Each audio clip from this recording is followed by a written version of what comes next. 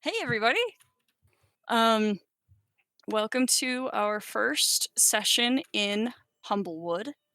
Um a lovely fantasy environment where everyone is cute little animal folk um under the impending and imminent threat of their homes being destroyed by terrible sentient fires.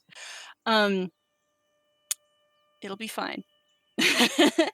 um we're going to be starting in the city of Meadowfen, one of the villages that is on the far western reaches of the countryside known as Humblewood, under the influence of the Bird Council of Elderheart and under the protection, somewhat, of the Perch Guard, who, for the most part at this particular time, consist of the town's militia, who also predominantly have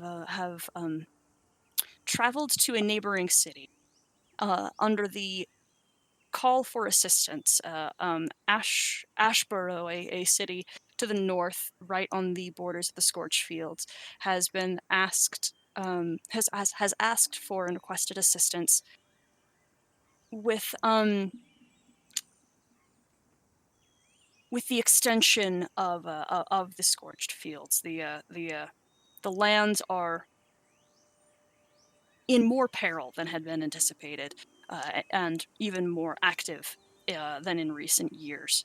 So many of the Perch Guard of Meadowfen are absent at the moment, and we open in what amounts to the very last days of summer. So it is still quite warm, and there is a lower sun than in the high days of the growing season.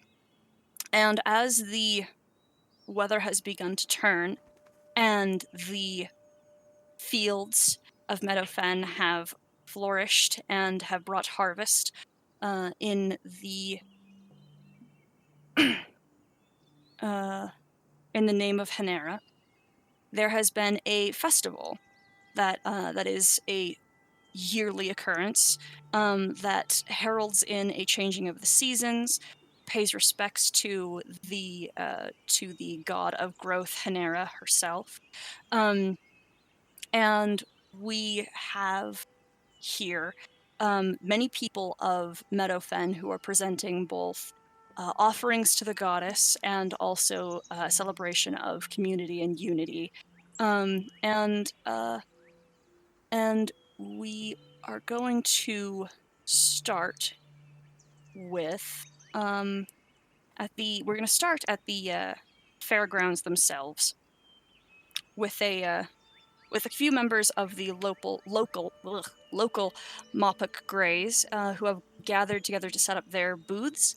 Um, as the Mopiks in the area are actually more of craftsmen than fields workers, they have a few games and activities that they plan on running for the locals, and also hope to earn a little bit of coin, as this is not necessarily a what's the word a a high day of worship for them. Um, we have Azure and his husband Connor and his wife, what is her name, Shauna, all together, who are putting together their table with the children running around, and with them is your character Cody, um, who is helping them fix up one of the tables that seems to have come loose, one of the legs in the time that it took to move it from the lumber mill to the fields as well. And as you're finishing up, as Azure basically tells you, um, that's plenty. That's plenty fine. Thank you, Hadley. We really appreciate your work, and it's been really great having you around. But Oh, I have a that's question or two fine. for you, if you don't mind. Mhm. Uh, what are your plans? What are your plans for today, son? Oh, I was just gonna probably walk around for a bit, see if I could be useful, at least until sunset. Right. Uh, all right. Let me be a little bit more clear then. We're a little worried about you, if you understand. I do not, but I appreciate your concern. Well, I mean to say, we're a little concerned that you're so isolated, boy. Uh, understand naturally, as no longer firstborn, you don't necessarily have such obligations as many of us do, but it's Mopics aren't meant to be loners. We're family creatures. You should spend more time with people. Hmm. It's not so much that I don't want to spend time with people. It's that I would rather spend time doing other things. They are free to join me, but they mostly choose not to. Hmm. Well, that's still somewhat concerning. And as the raccoon gentleman reaches into his pocket, he pulls out a little leather satchel with a couple of coins in it, and he tries to pass it to you. Yeah, Hattie takes it and looks down at it, like blinks, looks back up. Uh, is this I is want you this to a? go and have fun and make some new friends. Oh, I have friends. It's I just don't talk to them all the time. Right. I'm asking you to go learn someone new's name, and I don't know if you can't get yourself to do anything else. Maybe just go and win a prize or two for the kids. I'm asking nicely. We're Okay, I worried about you, Hadley. yeah, I can. I'll go try to win a prize. All right. If nothing else, are you going to be staying for dinner or? Oh, I mean, do you want me to? Dinner is fine. How late do you think? Probably after sundown. Yeah. So how long after sundown? He kind of his little furry brow creases a little bit as he knows the question that you're properly asking, and he says, "Not long." Okay, then that should be fine. That sounds very nice. Um, I'll go do uh this. Let me know if there's any more contraptioning that needs to happen today. All right. Well, thank you. Thank you for doing this at least for me. Mm-hmm. Hattie turns, like looks blankly around, like hasn't actually looked at like the games, doesn't even know where to begin. So this field now, as the sun is still very high overhead and is still rather warm, it's a little bright for you, uh, as it is. But there are small wooden tables that are decorated with painted flowers that take on kind of an image of that they are wilting, as well as many plants, vegetables, fruits, and things that have been grown in the fields that are set on display. Clearly for like measuring contests, and there's a very large table that runs off the eastern side of the field that is this gigantic amount of like potluck food people are depositing and managing in different ways. There are different things to do. There are little games and things. There are banners that are strung from Are there treetops and such. Yes.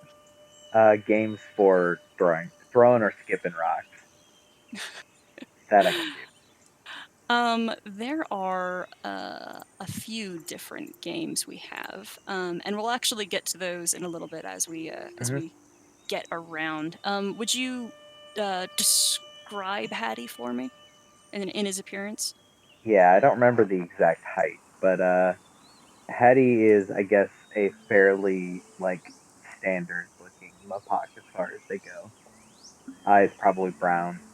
Hetty himself is probably fairly nondescript as well. The most interesting about him is the little like satchel he carries around and his very very ratty purplish reddish cloak that especially during the day he'll have like pulled up over his head because it's very bright out.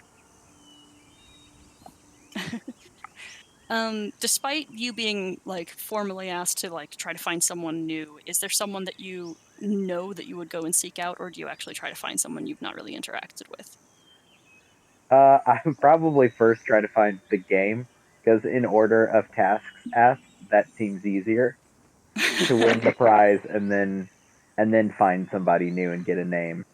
And maybe they'll be near the game and that will be easy enough. Two two birds with one stone or whatever the Humblewood version of that is. um, okay, I feel like that's reasonable. There happens to be a pretty what should I say? A substantial crowd around what is a circle of chairs that are all marked with pages or with sheets of paper with numbers written on them for a cakewalk where I feel at least approximately near is likely where Roderick would find himself. Correct me if I'm wrong about that, Ted. Nope, that sounds about right. Roderick is probably he's definitely got his hurdy gurdy. He'll play whenever there's nothing more interesting to look at. But a cakewalk is he's definitely eyeing the uh, the various offerings that people have brought for this particular endeavor. Sort of ranking them in his mind. Is this something you think he's participating in, or do you think he's just watching? No, he's definitely just watching. All right, and what does Roderick look like? Roderick is a he's fairly tall, especially as bird folk go. He's about 6 feet, but he is very very skinny. Um, his feathers are the black, blue, and white of like a magpie, with um, blue kind of down the back of his hands and down his legs. His chest is white. We can see on his neck, but the rest of him is black. His well, arm, wing feathers. You know what I'm talking about. And then his tail. He is dressed in what looks kind of like a sailor's uniform, including it's not actually a uniform, but it's the same sort of long-tailed jacket, a high-collared shirt. He's got the tri-corner hat that has a candle melted to the very front of the hat. It's not lit, but there's a candle stuck to his hat, and he has a cigar in his mouth. Kind of wandering with you is a oh sorry, I gotta look him up. Um, a raptor of with a broad stature, looking very much like a golden hawk. In his appearance is Nile, the owner of the tavern that you have been staying at, who has his doors open currently, but knows that most people are going to be at the fair, and has been assisting in moving baked goods and other things that would have been prepared at the tavern to this table that is approximately very near the Sky Temple. which is just on the farthest border of the fairgrounds, essentially. Um, and as he kind of he takes note of your gaze, and he says to you, "Now, you have any judgment calls personally?" Well, now, I gotta say, of all the cakes that are sitting out here on this table here, I think that number three, that's gonna be the one that did it now. That one right there with that sort of blueberry kind of frosting. That's gonna be your winner. Ah, I see. All right. Okay. Well, I'll definitely keep that in mind then. You planning on trying to win it yourself, or is this just something you're hoping that you see someone you like happen to pick up? No. This is what you would call professional courtesy, professional review. I didn't feel it was my place to necessarily partake in this here competition. You know, No, no, no. We don't want to put no one else to shame. that wouldn't did right. You know, that wouldn't did right. If I may offer, I think Venny's probably spending time with these two at this fair, unless you have better ideas, Sarah. That was my intention, but I wanted to give space for this character Yes. introduction as well. Don't worry. Good. But that being the case, what is Vendi doing as these two mildly deliberate? Fetching snacks and paying for all present company. Almost certainly. All right. And what does Vendi look like? Somewhere in the coloration range of like an osprey with kind of the browns and whites and like a yellowish orange on the feathers, except for there is a more oh sorry, I should back up a little bit. So she's a raptor, a Moran raptor, one of the sea boys, and the colors are arranged in a strange pattern that would be more like a demarcation of a forest raptor. And she is very small and doesn't physically take up a lot of space, but she has a number of things that draw attention to her visually, including a bright blue cloak with white swirls on it like clouds, a very ornate looking bow, and a amulet about the size of her I guess you could grip it in a talon barely, but it's very large, and it's 4 arrows pointing in cardinal directions marked north, south, east, and west, marked by a ring of ivy over the backdrop of a stormy sea. She's got piercing blue eyes that she barely ever brings up to meet anyone's gaze, and spends a lot of time looking around very quietly. And she will approach with snacks. Oh, thank you, dear. And how are you faring at the festivities? Niall says to you. Oh, I was, well, good. Crowds are new, and well, it's good to have friends here. She smiles nervously. He smiles back and looks at Roderick and says, "Got a little flighty one here. How do you two end up so chummy after such with such nerves?" And then he gives a smile and another side eye to you, Vendi. Such a Well, now, gregarious individual we- and all. We did come all the way up from Salter's Port, you know, all the way there down south. Oh, that's right. Vinny that's and I right. here, we made this whole journey ourselves. So lots of time for you to talk and lots of time for her to listen, I assume. Nah, that's not fair. We had days on the road, just the two of us, so it'd be a lot easier for Vendi here to open up a little bit. Uh, I nod to both of these assertions.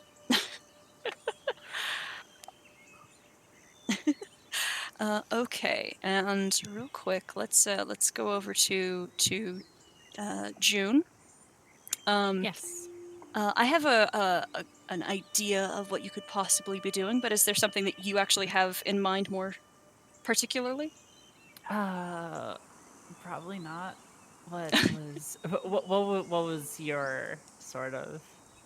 I mostly thought that the members of Adori's household, many other of the folks of the chapel, probably were all together and walking the fairgrounds as Right. a group. Yeah. Yeah. That seems fair. All right. And Adori, who has again since moved into the Cruck house with their spouse, has actually come to speak with you all again.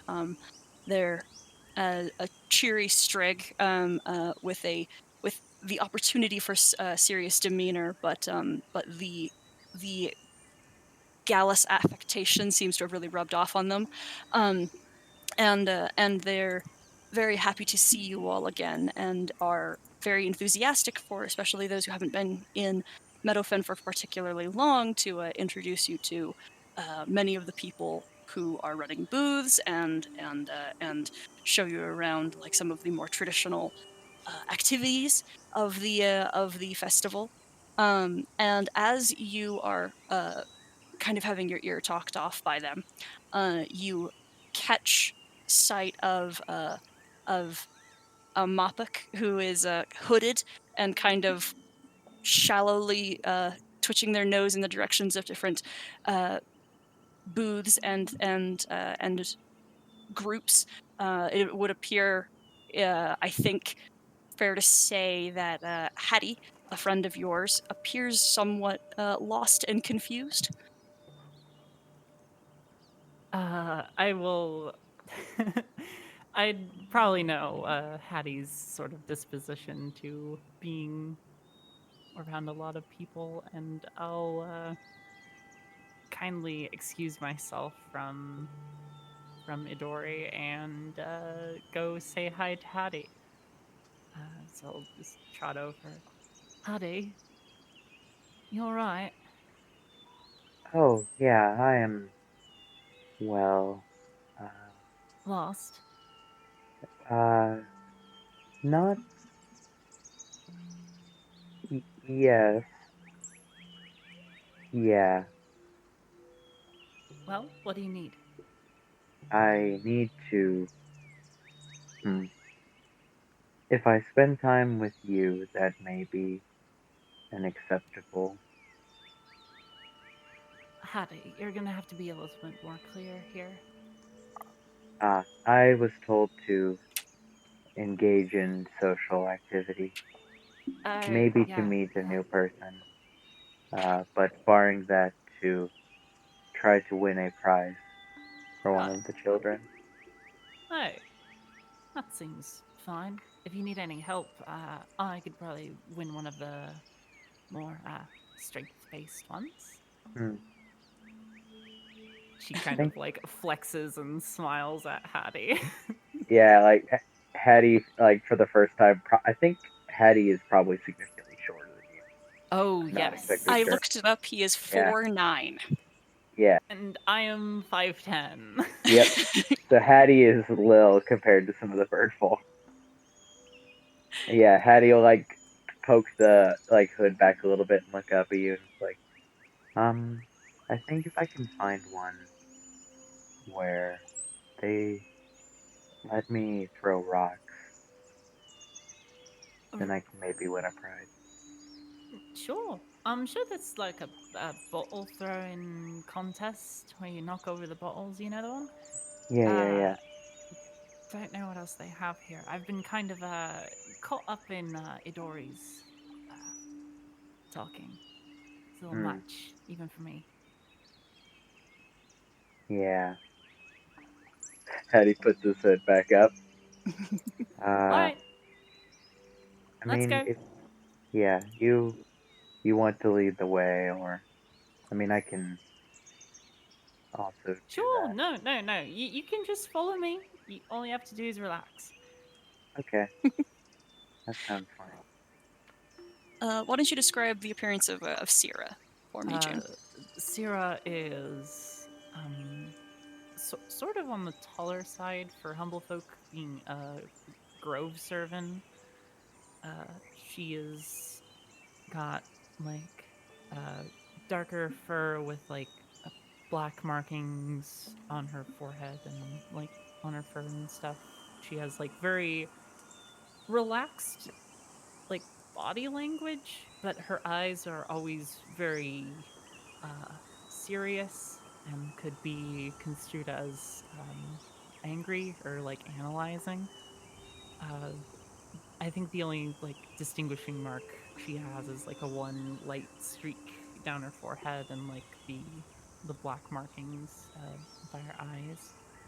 And yeah, she wears full armor, uh, even during the festival, with a like a black mantle that goes like over the armor that has like the symbol of Titan in silver, Hmm. like embroidery. And yeah, no horns or anything. Hmm. A little bit on the skinnier side compared to like the other variety of servant, but still kind of like stocky shoulders and stuff. Okay. And not far from you, as the two of you begin to wander, is a booth that seems way up Sierra's alley. In this instance, there's a hammer slam contraption with a very tall wooden plank that has a little bead of metal that can rocket up to the top, and a giant hammer Mhm. that is Right. being manned by two two individuals. Um, uh, Doug and Adam, your characters. Hi, Doug. Are you there? Yes, sorry, I was having a nap. That's fine. Adam, why don't you describe your character? Sure. Gladys is a dusk corvum, a little over 4.5 feet tall. Um, she is, for all intents and purposes, jet black from head to toe. There are some very faint and very sparse and randomly dispersed, uh, like dark gray, the feathers that have like dark gray tips, but is primarily all black. She uh, has on uh, just sort of work person's like leather pants and apron and a pretty serious tool belt with various accoutrements. And she has fashioned what at some point must have been a helmet for a piece of armor into a hard hat. Uh, yeah, and Doug, what do you look like? Okay, cool. So Lady Cluck is a Huden Galas, and she wears this. She's kind of a bigger, or bigger for her species, um, and she wears like this long, flowy blue dress and this cute little hat with a I don't call it, but basically like fabric flowing down from that hat. She looks fairly regal, um, and just extremely happy. And she carries with her on her back a little tennis racket. And as you two are approached by Hattie and Sierra from behind, you hear the very aged and withered voice of the town elder Ardwin addressing the both of you. It says, "And how are the two of you doing this afternoon?" As you feel the very withered hands of this very old Gallus touch both of your shoulders to get to your attention. Well, just fine. Just fine. It's a lovely day for a festival, and we have a lovely booth here. As a matter of fact, it seems we have a couple of customers. Oh, Yeah. Yeah, we need to win a prize. well, you're welcome to give it a shot. It's easy enough. And she explains the device, which is it's very simple. You swing the hammer, you try to get to hit the bell, and depending on how well you do, will determine the prize you get. And you can always it costs a silver piece to play. And every time, if you'd like to receive a better prize, you can put down another silver. And if you roll to meet the next threshold DC, you can get the next prize up. But if you continue to stack up and add up, and then fail a DC, you lose all your money and all your prizes. Gotcha. Sweet. As we And walk in- up, Hattie will look at Gladys and say, "Oh, hi Gladys. How are you Oh, today?" hello, Hattie. Oh, this is very efficient. Would you please introduce me to, Hattie looks at Clark. I have Oh, well, seen you around taking care of the children, but I'm terribly sorry. How rude of me. This is Lady Clark. Oh, hello. Oh, no, I'm sorry. Me, I was the rude one. I should have introduced myself first. oh, that that's fine. My name is Hattie. Uh,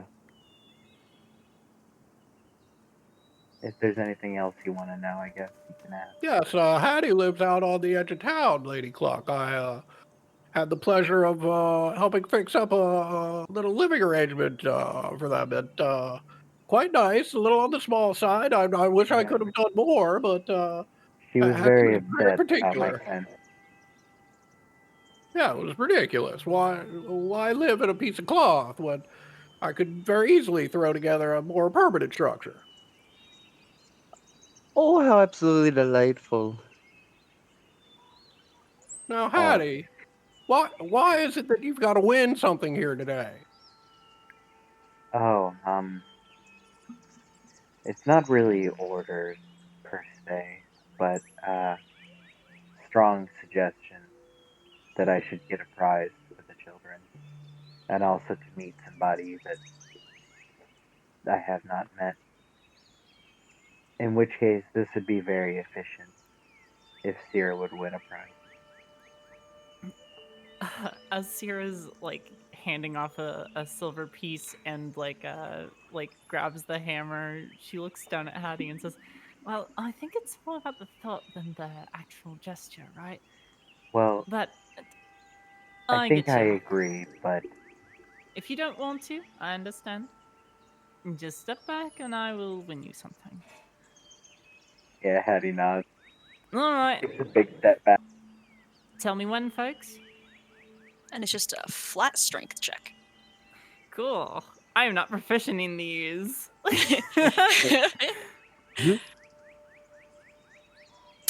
Excellent. Wow. You nearly hit the bell. Honestly, it goes. It flies up and then drops back down with a little plink. And the prize available to you is a little patch. As many of these booths have little patches that are offerings to Hanera that you can sew onto your own clothes. This one depicts a hammer. And in theory, it is possible to collect, all the patches available within the fair. Not that that means anything other than you did everything. You did it pretty good. I will just go ahead and It's like, well, Hattie will slowly clap. I'll hand off another silver piece and, well, let's go again. And I'll go for the next round. Go for the next prize. Okay. Oh, an 18 actually hits the bell with a loud ring, and a couple of the folks, humble folk in the booths nearby, give a polite applause and some cheer. And this grants you the hammer patch as well as a certificate for a free weapon engraving at the Ashburns Foundry.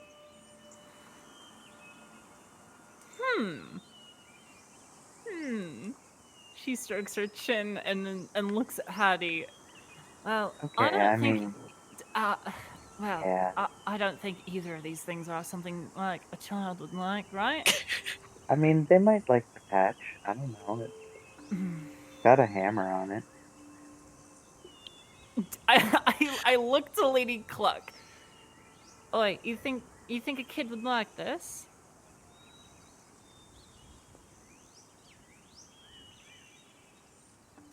Doug, you're muted. We lost him. Oh, it looks very nice. I think they'd like it very much. The elder leans forward a little bit with dusty gray feathers and this very frail voice and says, "For hitting the bell, if you'd like, you can take some of the other prizes as well." And she reaches forward for a little packet of rock candies to hand over to you. Oh, now that's more like it. And Oh, she that's will much better. take give the patch and the rock candy to Hattie and pocket the Oh, I mean, weapon engraving. You want to keep the patch in case Well, you me? want to get No. all the patches today? Well, you think I can? I mean, probably. I don't What know else? what else to call it. What else do they have as events? We'll get right back to that right after the elder again gently puts hands on the shoulders of Gladys and Cluck and says, "Why don't I take over for a little while, and the two of you can go see the fair, say hello." Oh, well, that's awfully kind of you. Sure, I'd love to see what else we have here. Great, good. Lady Cluck, would you care to accompany me around the fair? Oh, I love nothing more. And we will start wandering. The lot of you begin wandering as Roderick and Vendi have drifted from the cakewalk, probably to examine the other things around. And as you all bump into each other, I'll tell you real quick all the activities we have. We've got the hammer slam, as you just played, a dagger toss, a hot pepper challenge, the cakewalk, and ferret racing. But all of you can meet together, and there's a couple of known faces between the two of you, I think. Yes?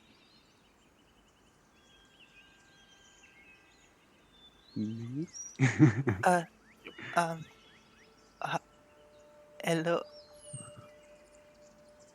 I wave Hi. to Gladys meekly.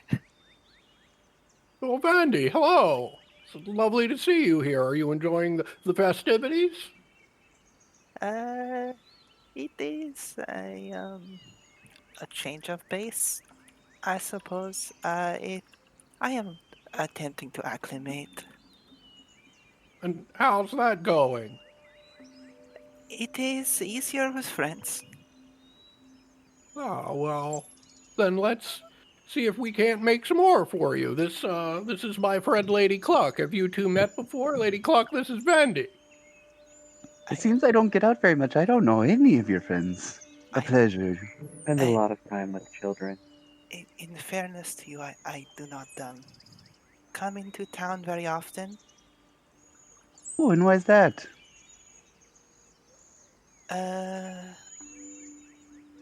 Bendy looks embarrassed.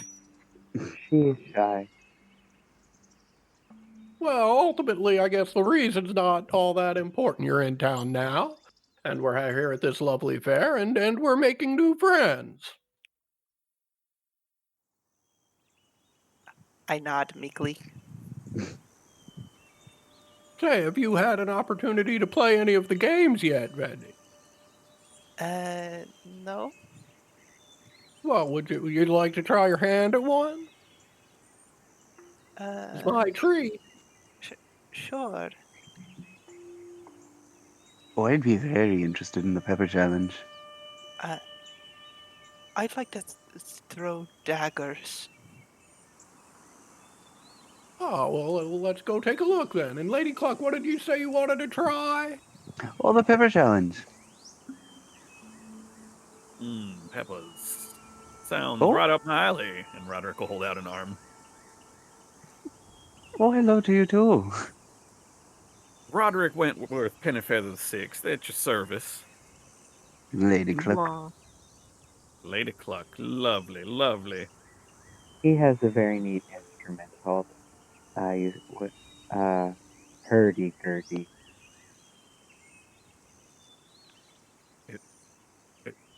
Is that Hattie? Is that Hattie hiding back there? Yes. Hello. Yes, it is, Roderick. It is good to see you. It's very good to see you both. Miss Sierra, how you doing? Fine. How about yourself? Couldn't be better. Couldn't be better. We'll see how I'm feeling after these peppers, though.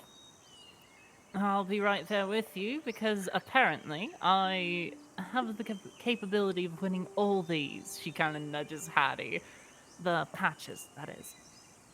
So, might as well try. Today's the day.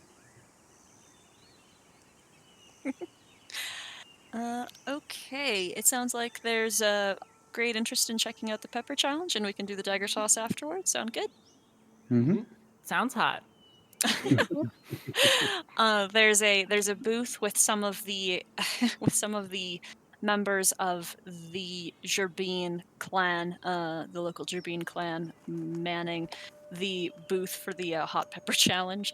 They're climbing over the table that has not been built to accommodate them particularly well, and indicating the different peppers. Let's see. It's 1 silver to participate, and you basically eat it, and you have to hold it for 30 seconds before you're allowed to drink any milk. And if you can manage that, you can drink some milk and select a prize, or you can pay a silver and just go on to the next pepper. And if you have four of them, you can earn the patch, and there's prizes intermittently as well. And these are con saves for this one. Oh, 5 peppers for the patch. Saves or checks? Just to make sure. This one is a save. Okay. The first one that is produced is called the Fickle Flame Pepper, which is a very tiny little jalapeno. Mm-hmm. I Easy have enough. never eaten a pepper before. I would like to try.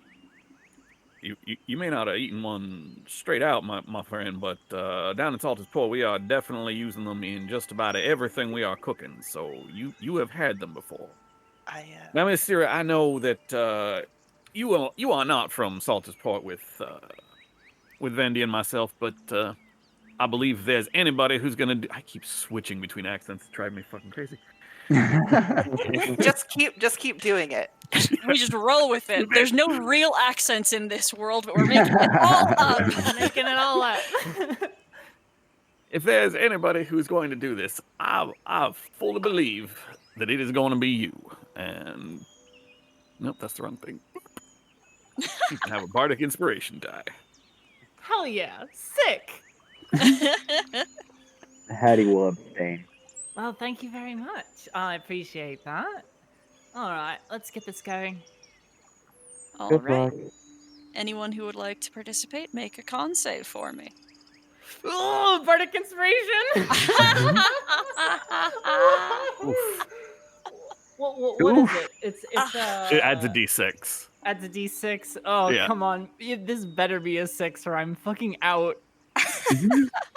And it's a 4. It's a 9. Oh, just oh. under. I only did a 10 after talking up a big game about eating these all the time. So The Gerbine who is timing you with a little stopwatch and keeping a measure with their large little padded foot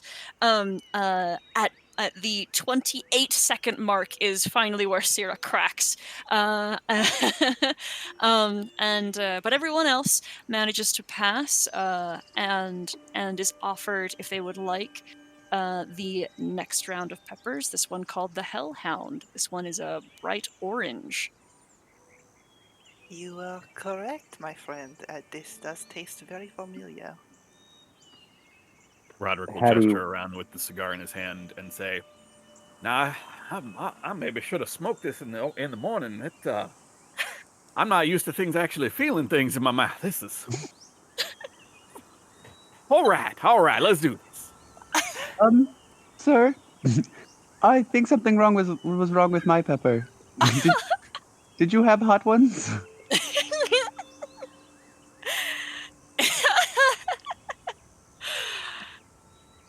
Lady Cluck with a nat 20 feels as if she has just eaten an apple. I talked about a game now. I'm going to suck this next round. Natural one. You're all welcome to those who succeeded are welcome to make another con save. If Syrah is feeling brave, she can try round 1 again. Yeah, Syrah's gonna try round 1 again because she is angry that was bullshit. Fuck that. That should She's not be spending on another there. silver. Round 1 is going again. That first go really prepped you, and the second fickle flame is nice and easy comparatively. As well, everyone else manages as well to handle the Hellhound without too much trouble. Lady Cluck apparently eats peppers as dry snacks. The next one provided is a winter white, which is a pale little dried pepper, which actually grows quite large, but after it is dried, it's substantially smaller. Yeah, I gotta admit, this one might have me a little worried. I am not familiar with these. Yeah, looking at you, I'm not happy if I pass this one. The Gerbine, who is providing these, says, "They come from up north. They're a bit of a pride in the northern locations. They keep you warm in the cold winters." Yeah, you know what else do that? A fire. I don't need the fire in my mouth. But I think we're still gonna do this. Am I able to try one of these without doing the competition? They kind of stroke their chin and say, "If you pay for it." Oh, never mind then. Oh, well, Hattie, do you want to try a pepper or not? I mean, I do, but I do not want to. Okay, well, hold on, and Gladys will pay them for a pepper. Now, Hattie, do you want to try a really hot one, or just somewhere middle of the road, or is this going to be your first spicy food? One of the ones that makes you feel warm. One of those ones. I was Well, only half listening, to be honest. okay, well, just give him one of the hot ones, and we'll see how he takes to it. The Gerbine's tail flicks across the ground, and they hand you one of the winter whites. The winter white, however, is too strong for Syrah, and I was on round 2. I'm a round behind. Oh yes. Actually, you passed that DC as well. So everyone, sick, just barely. Yeah, everyone manages to move on. All right, now You'll I'm have on the to do my winter check white. for me, Sarah. Huh? Oh, that's right. I have to roll for you. Yeah. Okay, Here we go. All right, boy. That's a 7. Hattie just looks very perturbed.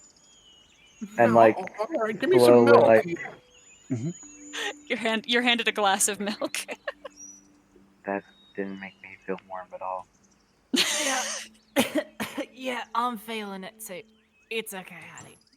I'm not supposed to eat the candy, but I want to eat the candy now, so that I don't have to taste that anymore. We gotta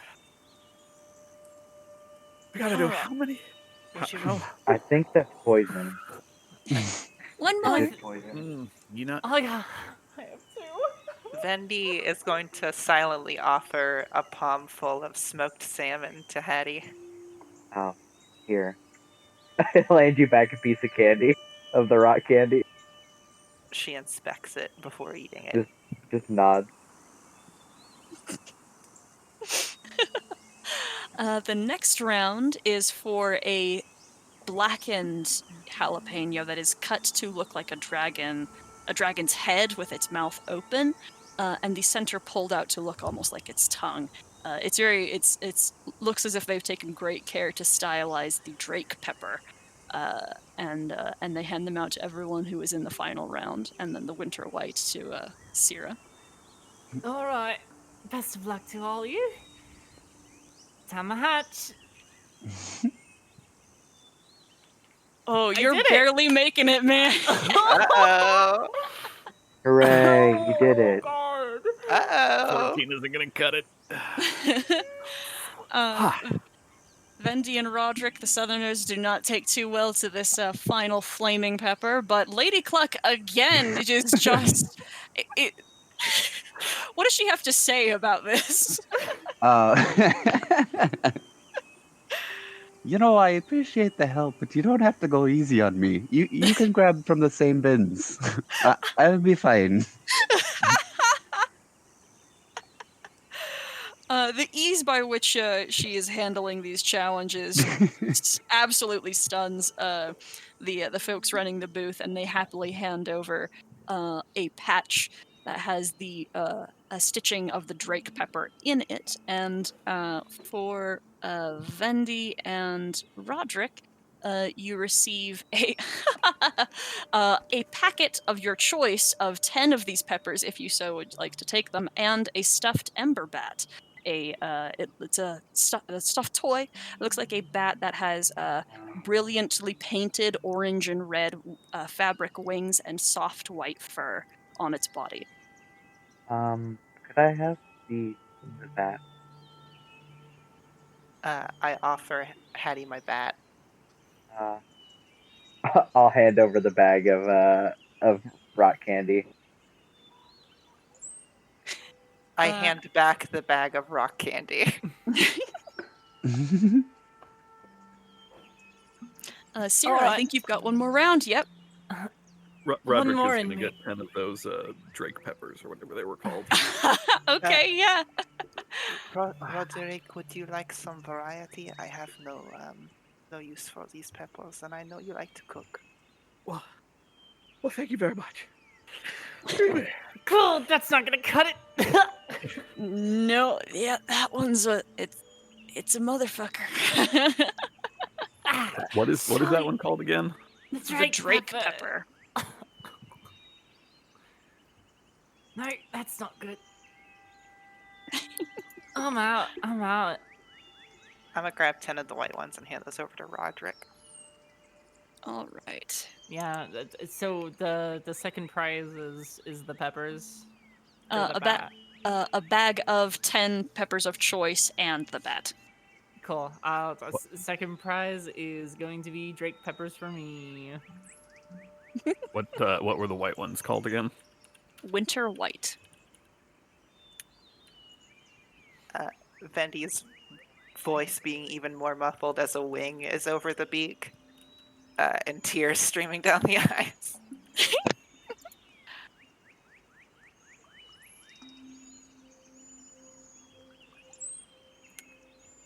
Okay. So dagger throwing. You all did very good at poisoning yourself.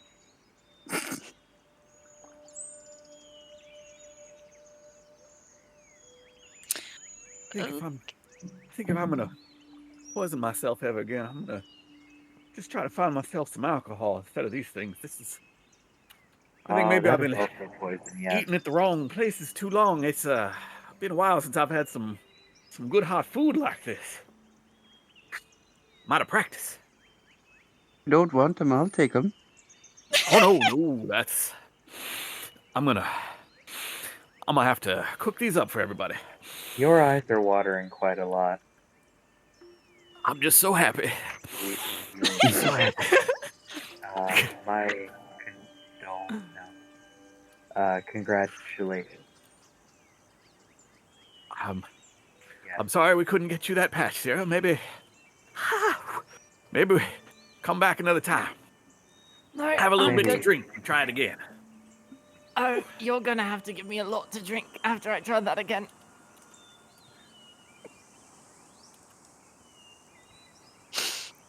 Oh God. Hattie, you don't have something to light a little fire, do you? Just a little one. And he gestures with the unlit cigar that's in his hand. Light of, no. No, you always have something on you sometimes. So Mhm. we'll find something. He will look at the two gerbines to see if they have flames that he can borrow. One of them digs around and can find a matchbox for you, and just hands it to you. At this time, Hattie is digging out a flint and tinder and looking up, and then slowly putting it away. I appreciate that, my little friend. Mhm. Some kind of acolyte of Gesmi I am can't even make fire. Whew. Whew. Although, I think for a fire god, I should just have these peppers on hand. Oh boy. Yes, they were quite poisonous.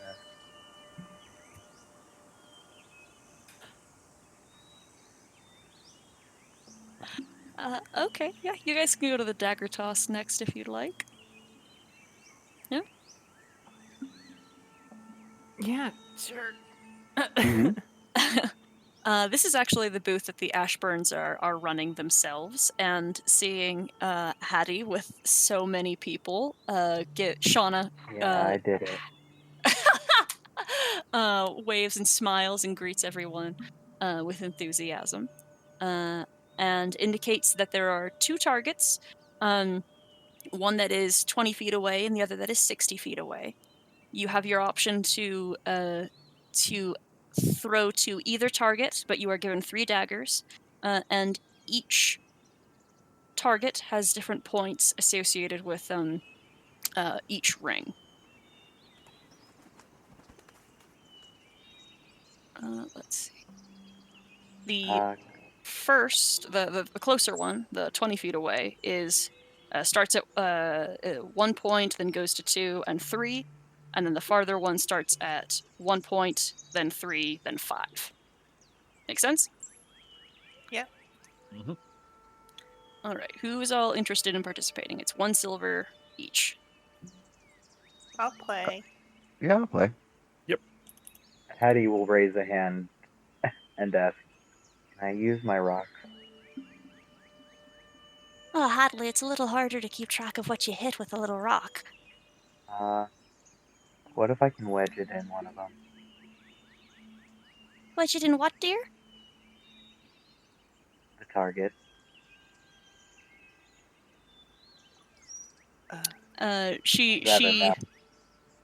Her paw kind of scratches the side of her face as she thinks about it, and she says, If you can manage to wedge it in, and we can see it. and basically I'll just raise your DC. Yeah. You could track down some berries and make a paint. Then it will make a mark where it hits.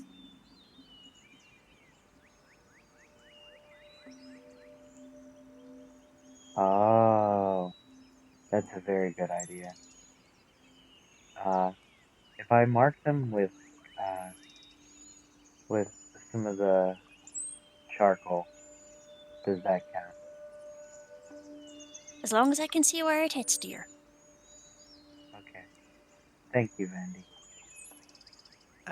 Vandy nods and shyly looks away. Yeah, I'm gonna use magic stone for Mhm. this. pick out my Okay. little like skipping stones, very carefully like place them in my palm. Who all is interested in playing? Roderick will give it Me. a shot. Yeah, I'll give it a shot. Cool. All right. So everyone can pretty much roll at the same time. Just tell me before you roll which target you're aiming for. Before we throw, Roderick will kneel down next to Vendi. I know this is your forte, my friend. I think you. I know this is your expertise here.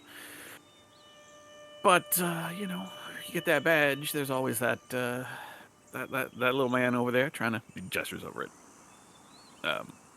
Hadley, you just keep that in mind, my little man, my little friend.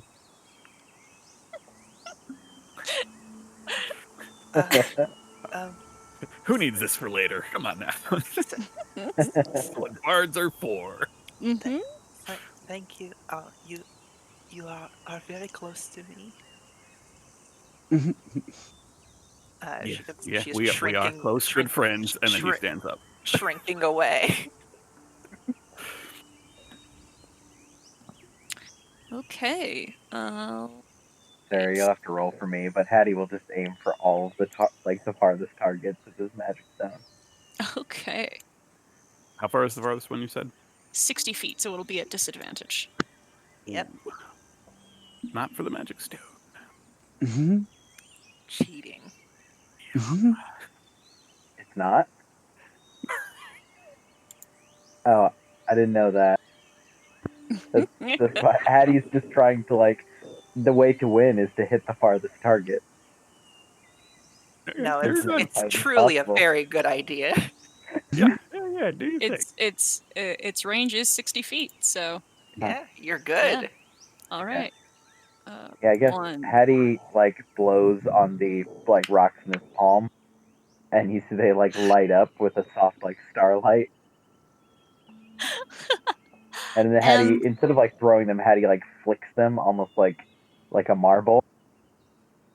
And the first one hits with such accurate precision, I rolled a nat 20, that the charcoal dust kind of blows in a starburst explosion on the target in its center.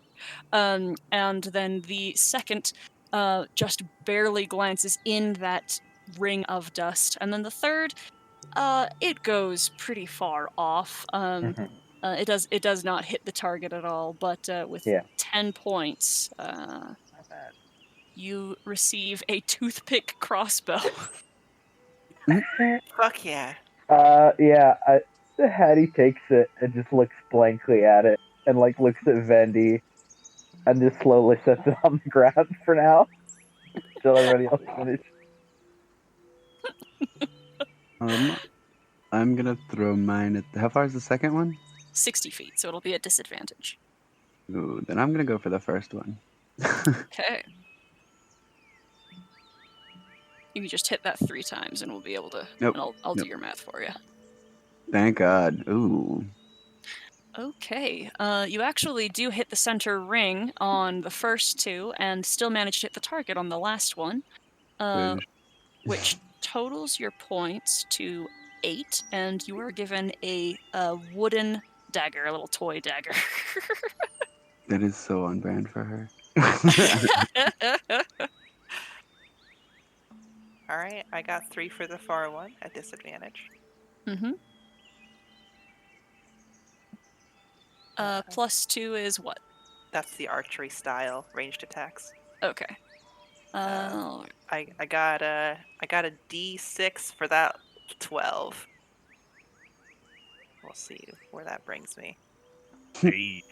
Hey. Okay, so 18, 18, and 15. Managed to hit not perfectly clustered, but in the inner circle of the farthest target, which is the best you can do. And you receive the dagger patch. And if you continue to play, if you choose to spend another silver and play again, you can earn a certificate for a weapon engraving at the Ashburns Foundry. I'd love to do that. You have to hit. You have to hit as well as Nope. as well as Didn't. that. Did No, not. nope. Unfortunately, not. Bad luck, dear. That's all right. It's part of the fun is playing the game. Exactly. Now who's next? Make Oh, a fool of well, myself. Oh, my Go ahead. apologies. Please No, go no, right go ahead, ahead. Gladys. Oh, No, no, go ahead. please. Why don't you? We'll That let the goes fool on go for 40. last. Right, that goes on for 45 minutes. Fool go last. I can't imagine my mother would have anything nice to say if I didn't let a lady go first. Go ahead. Oh, well, that's very kind of you. And I will finish my stretching, and well, I think I'll go for the short targets first and see how my arm's feeling today. That is sensible.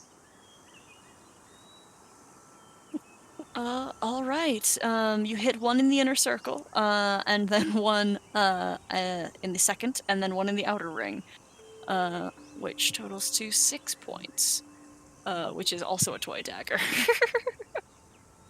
Oh, well, that seems usually a bit better than that. I guess maybe I'm calibrated for that further target. Let me let me try that.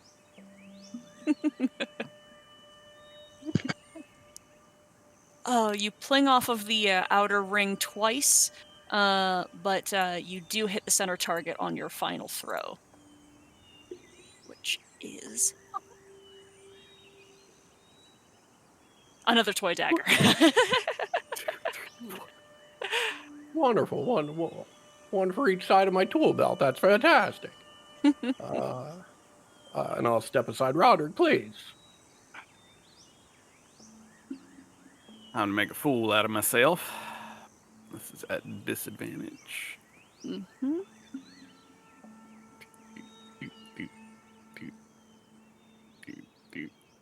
Dude. There we go. There's the nat one. Ow! Bolstered by confidence at hitting the center ring on the first go at the far target, the last two don't quite do that action justice. And let's see, that's 8. You also get a toothpick crossbow. Nice. You each come with 5 little toothpicks. You can use to do literally nothing except launch them across a distance about 10 feet and do nothing. We could get out 2 I'm kids gonna to be the keep that in coolest. mind. How dare you? We could get out 2 kids to be the coolest fucking kids in school right now. That is accurate. Possessions. Hattie is going to try to hand over the bat and the toothpick crossbow to the Ashburn. To the kids or to the parents? The crossbow to the parents, and just looking and be like, I don't know which kid to give that to. It seems I'll take maybe care of it. dangerous. Shauna takes both off your hands and just sets the crossbow back with the other prizes. Yeah. Since the rock candy that I was given earlier was given to me and then never accepted back, I'm just gonna slide that across the counter at these parents as well. Oh yes, that is also for the children. Well, that's very kind. That's very sweet. Thank you. You are welcome. I think I have met the requirements. See, I met at least one person I did not know. That is Cluck over there. Oh, yes, she's watched the kids a couple times. And she reaches over the counter to shake your hands, Cluck. Oh, hi. She is very good at consuming hot poison. Truth be told, dear, I don't think they were giving me the right ones. That would make sense too. Well, if Azur says you've done everything he asked, then I don't see there's any problem with you going home if you felt like it, Hattie. But there's still a few hours left of the day. Yeah. Eddie will probably look over to Sierra. Well, I met my objective, but I could follow you around if you wanted my company. Yeah, if you wanted to. I don't know what exactly. Like, who gave you the orders anyway? Well, not orders. Suggestion? One of my husbands was just hoping that Hadley would would benefit from being socialized a little. Oh.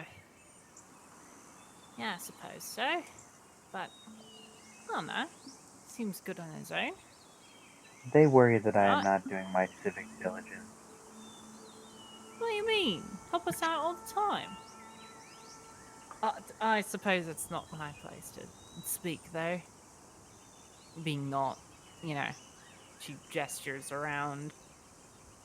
Her head tilts to her side, and as one ear flicks, her tail, her striped tail, just lazily moves back and forth as she's waiting for you to say exactly what you mean.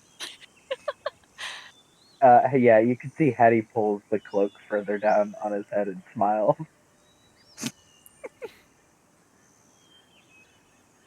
Bendy is waiting patiently outside of this conversation, trying not to interrupt, holding a patch. Sarah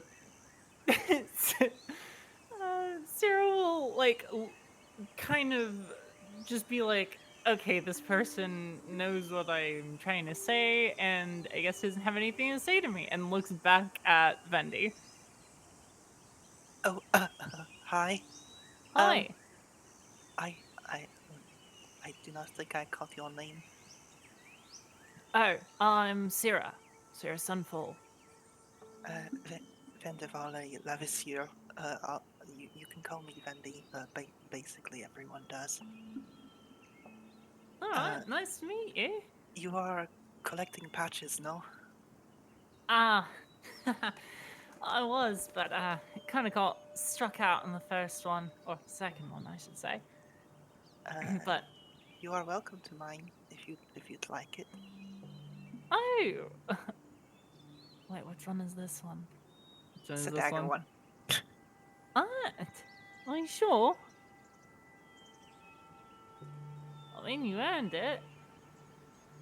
She silently nods. I do not have much use for this, and if you would like it, you are welcome to it.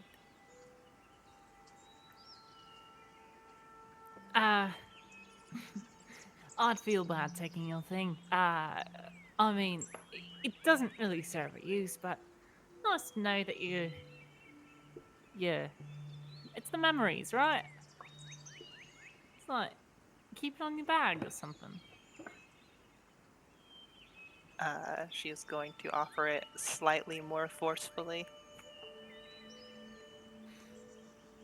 Nah, all right. Sarah will reluctantly take it. It has been nice meeting you. Yeah. Wait, are you from here? I haven't seen you around. No, I get out a lot. She looks uncomfortable at being engaged and questioned beyond this interaction. Ah, right. Well, hopefully see you around, and if not, great meeting you. I am from the Talagrup coast. I am going to extricate myself. All right. Whatever that He is means. very shy.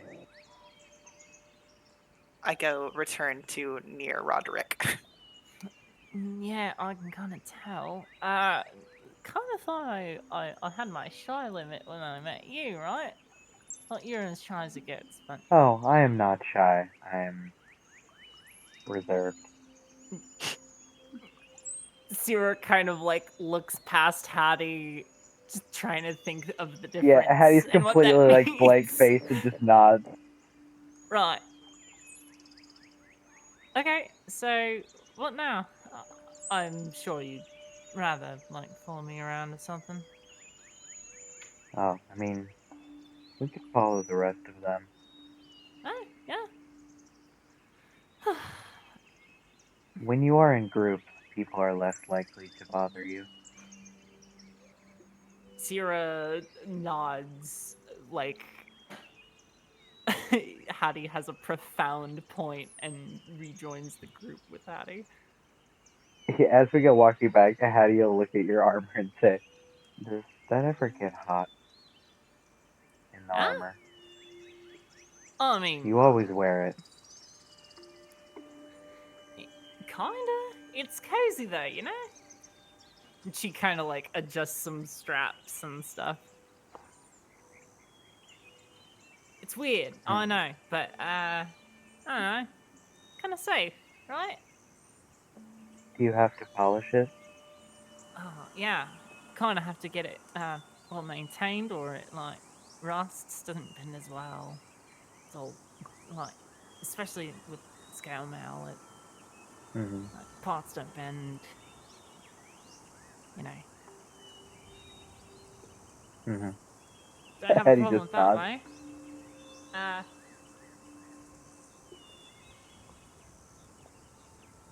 Suppose my dad taught me well. Hmm. You can see Hattie spacing out as you're replying.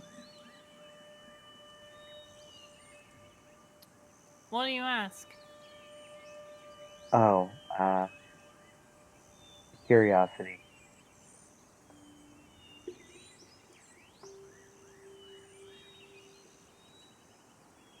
No reason as any? No.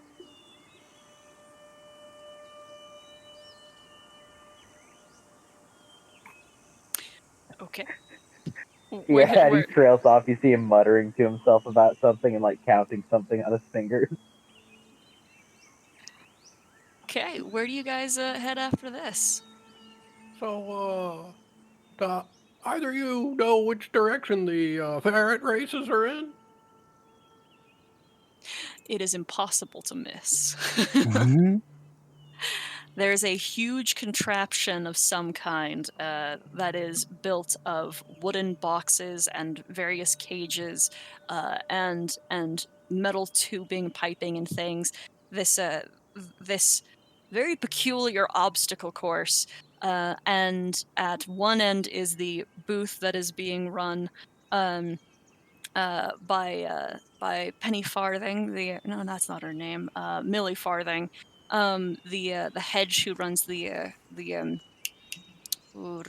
copper shop. And at this booth is a a very large cage that is housing a writhing mass of ferrets. um, that she is somewhat wrangling, and she is also wrangling a crowd as they are all placing bets on which ferret they assume would win the next race. And I forgot to write down the list of all of the ferret names you guys could bet on if you so choose. I will work on that. Only take a second. So I will not engage Millie in brief conversation then.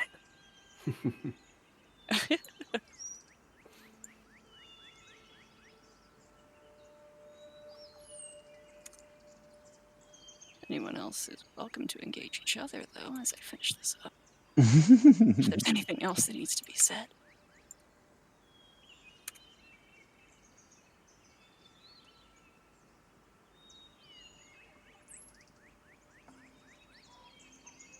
I guess Roderick, at some point, as they're walking over here, will engage Gladys. Now, Miss Gladys, it is very peculiar. We have not really met or been introduced here. I can't imagine there's a whole heck of a lot of Corvin here, even if I am kindled to your Duskin, but...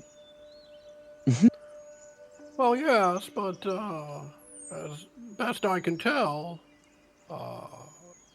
you've probably been quite busy, and I know I keep myself rather busy as well, and so it is, while it is not surprising that our paths have not crossed, I am quite pleased that they have today. It has been a pleasure to meet you. It has been an absolute treat. Say, do you consider yourself a betting sort of fellow? Probably more than I should really like, but I do enjoy a little bit of fun now and then. Well, do you have any good insights on which of these ferrets might be a good bet? Roderick will smile and wink and just say, "Now you just give me a few seconds here," and that's when he will. Now that we have a list, walk over to Millie and wave and call out. Oh, hello, dear. How's it going? Miss Millie Farthing, how are you? You are a sight for the sorest of eyes. How are you this fine day? Oh, I'm lovely. It's so good to see you. Pleasure to see you out and about, and with such good company, it appears. Oh yes, this is my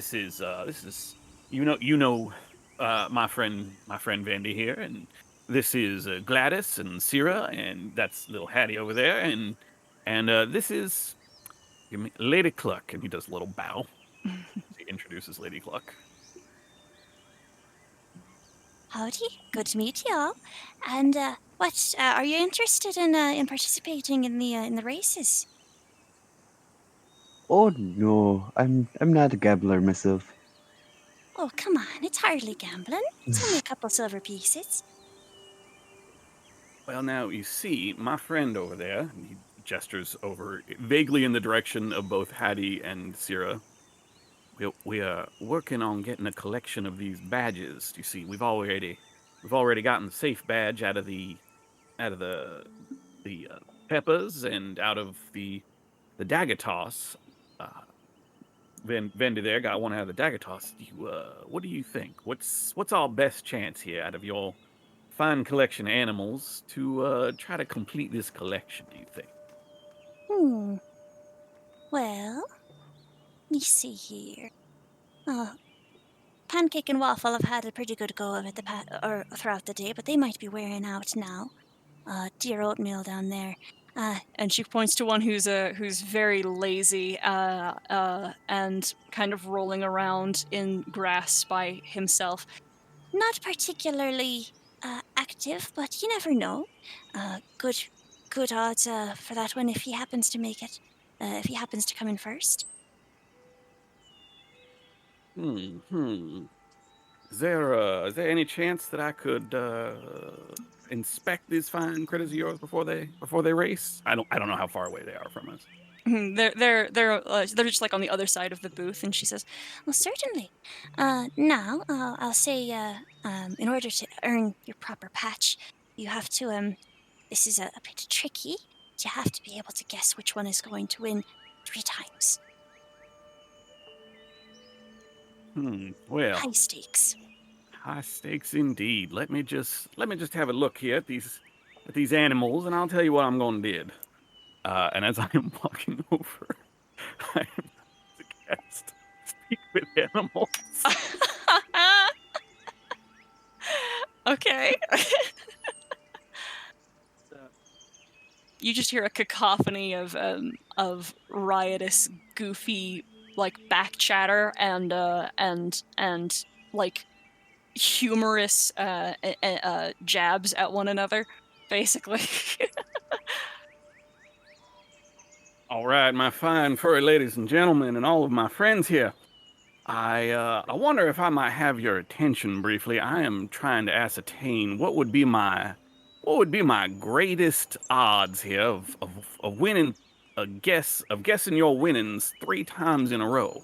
See, my little friend over there, he's trying to collect these patches, and while I would never be anywhere so rude as to suggest you would be willing to fix these races, I am in fact a gentleman.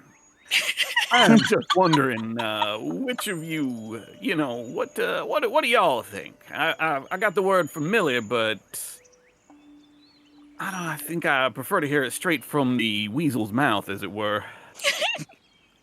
Could you Don't bet on Muffin. He could have ran if he was a posset.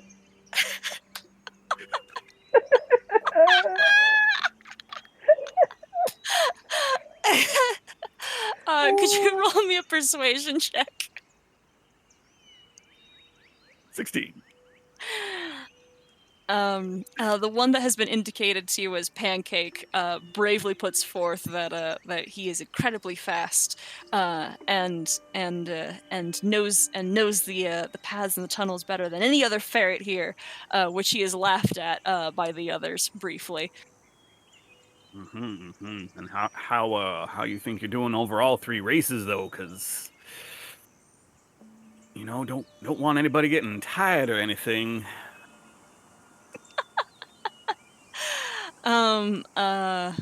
At the mention of being tired, you hear more laughter and giggles and say, "Day's only just begun. We can't be tired yet." As one of them tries to pounce on and tries to wrestle with Oatmeal, who just kind of bites at them and tries to push them off. Hashtag Team Buck. All right now. Oatmeal, was it? Oatmeal. I fully believe in you, my friend. I fully believe. I'm gonna make sure that we are betting on you for at least the first 2 rounds, but I genuinely believe that you have the ability to pull it out for all 3 rounds, and I will give him a bardic inspiration. Because he can understand me now.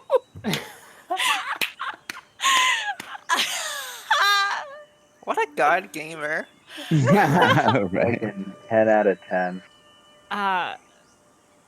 Sierra's just gonna try and intuit by I don't know, try and intuit which weasel's the best ferret. Sorry, which ferret's the best ferret to win this gosh darn race. Based on what's her name said. Goodness, so many names. It's names. Why don't you roll an insight check? All right, I think I'm good at these. I think Sarah, I roll am. Woo! All right, Hattie also wants to roll an insight check with a 21. Of all of the energy that you're able to detect from these little creatures, the one who appears to be of most dominating spirit currently would appear to be Cupcake. All right, two silver on Cupcake. Yeah, That's my wager. I think so too. I'm putting my silver down on. Oh God, who did I just give the die to? I'm sorry. Was it Pancake or Oatmeal? It Oatmeal. was the one I was drinking. It was Oatmeal. Okay, Who did that's I right, just give the die to? Was it Pancake or Oatmeal? As a show of solidarity, I'm going to bet for Oatmeal. Well, so Roderick, you think Oatmeal's definitely going to win this round? I have it on good authority. He's feeling particularly feisty. Well, that is good enough for me. I will place a silver on Oatmeal, and you know what? Just because they're the only name that doesn't really belong in this list, I'm going to put a silver on Syrup.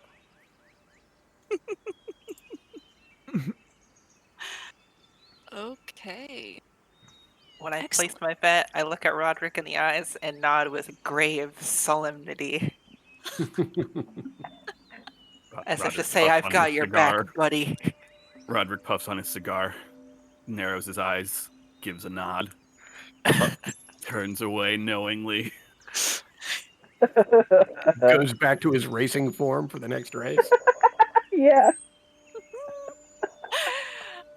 These ferrets are wrangled and put into a cage of sorts that has a large trap door that is released, and you see them all dive into the insane contraption of an obstacle course, and some of them just immediately get entirely distracted by chewing on some of the wood.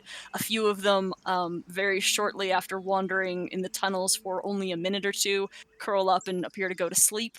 And after about 5 minutes, as these are absolutely going of like what is truly just insane, insane,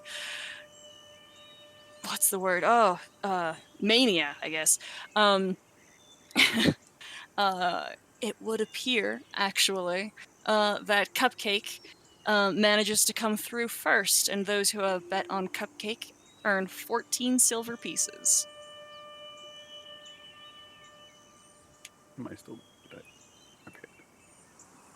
Mm, mm, mm. I have been deceived.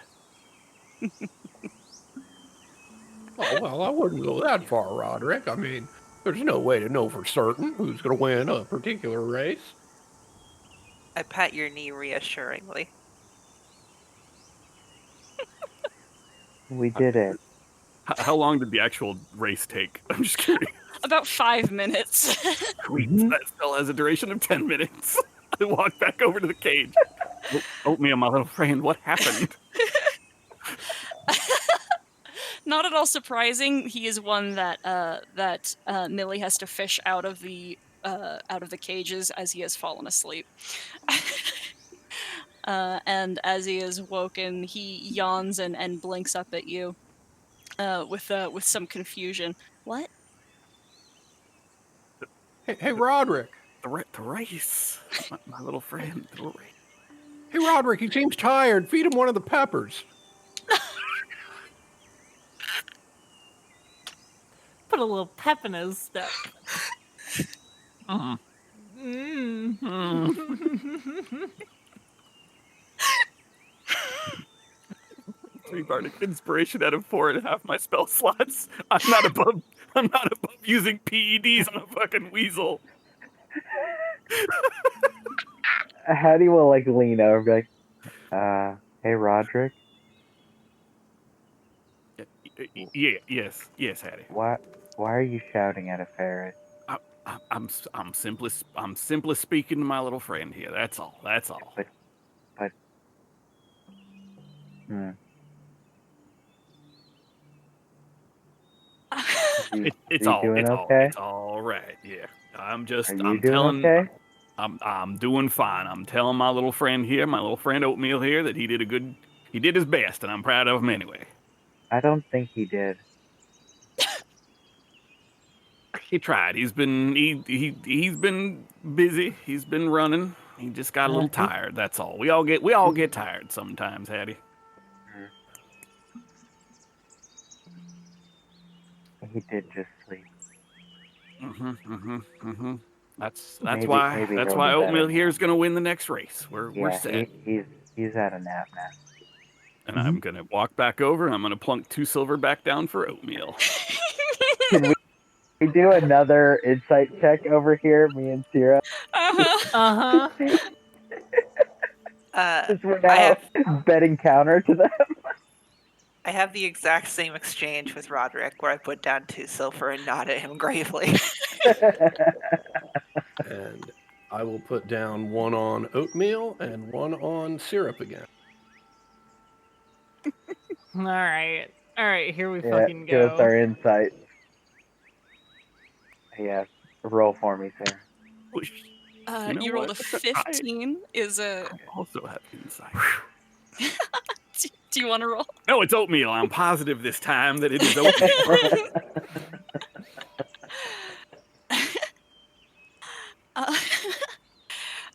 Watching some of them, it would appear at this point that some of them appear to be getting tired, and some of them that are more abstaining from the from some of the wrestling and extra play would be Syrup and Muffin by what it would appear. Yeah, see that syrup's focused. All right. Oatmeal just had a nap. I'm sure he's good to go this time.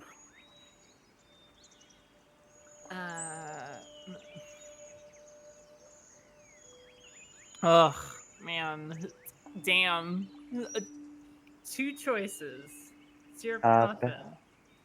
Bet 1 silver on both of them. That is prudent. I don't think that's how that works. I'll keep 2 on muffin.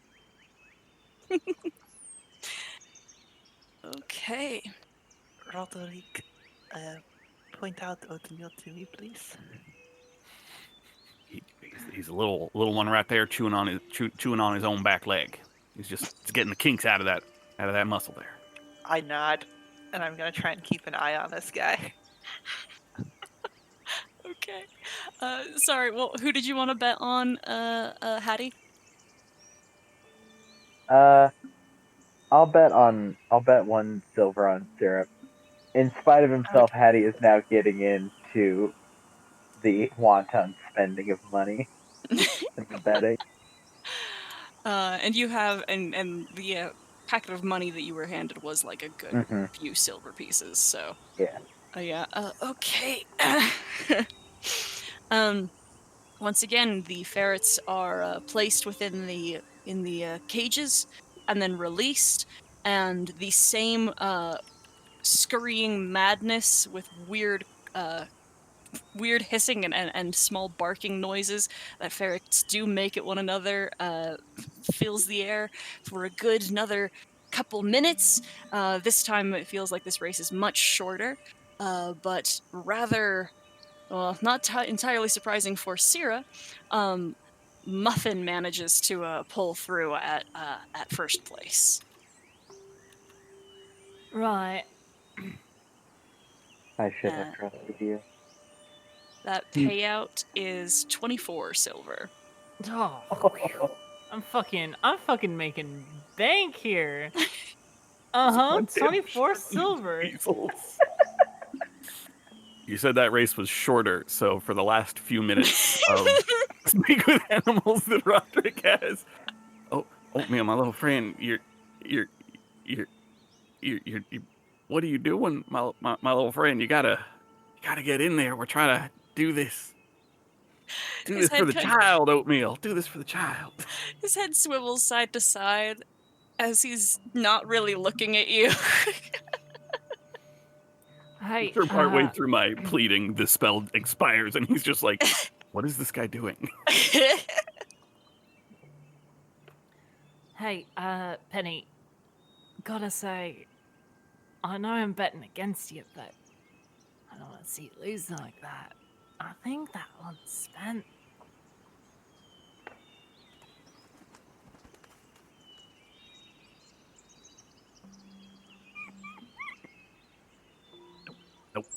No, I'm a firm believer in this ferret, and I walk back over and I plunk down 2 more silver. Wait, no! Before Hattie says anything, Syrah is gonna put a hand on Hattie's chest to stop him from speaking, and just smile. Oh, okay. What I was going to say is that... No, you don't need to say it. I know exactly. Okay, I'll say it after. Thank you. Let me have this, and I'm gonna inspect the ferrets again one more time very carefully. Give it a good ponder. This is Oatmeal's time. Look at him. Look at the fire in that little ferret's eyes. This is his race. Oh, that's what I meant to talk about. One of his eyes isn't pointed the right way. One of his eyes is a little bit weird, yeah. Yeah. With the 23 insight, he's a little... This guy's a little fucked up, a little bit. I'll buy this fucking ferret after all this. I will. I'm open to help, though. She kind of, elbows Hattie to help her. Yeah, no, Hattie did an insight on the Oatmeal, the ferret. Yeah. Yeah, I'm looking at Oatmeal, the ferret, and trying to figure out what's wrong with it. The only insight Hattie can offer is, yeah, no, Oatmeal's fucked. Yeah, Oatmeal's really just a long, fat rat. He's a snake.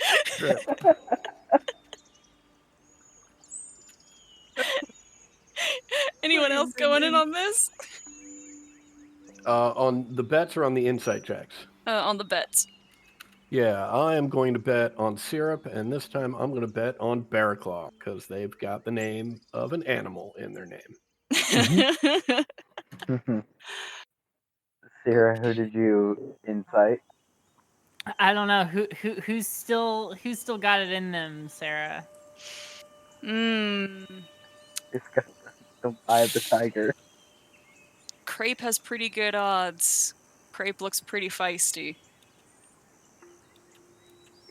All right, Crepe.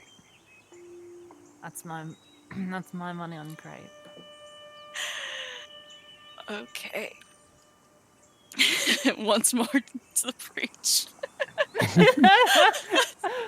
As these ferrets, interestingly, because of the system of it is set up, there's many opportunities for ferrets to cross paths, and this time it appears that they very much do, in a way they hadn't necessarily before.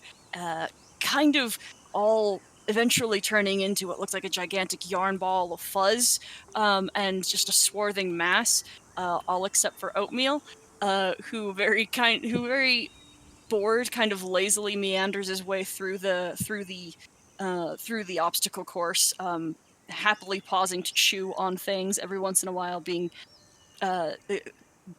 biting and hissing at another that approaches him, and eventually, against all odds, No. Oh no. for 120 silver, Oatmeal comes in first. I hate that.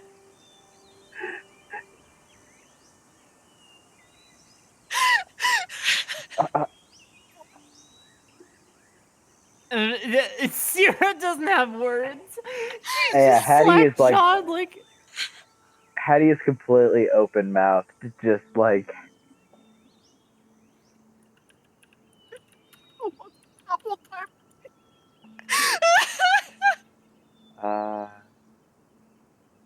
congratulations, Roderick. Thank y'all. Thank y'all. That's a lot of money. It's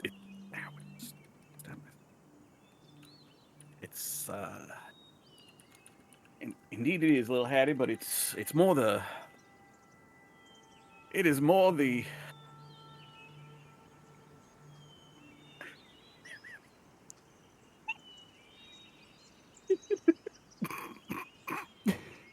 It's simply the pride of seeing a friend work hard and finally come out on top.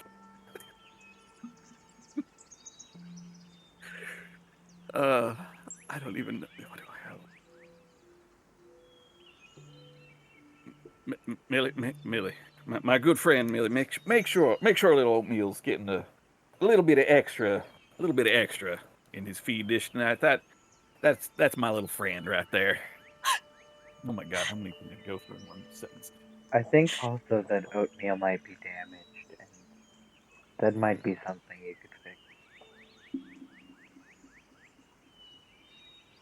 Who are you saying that to?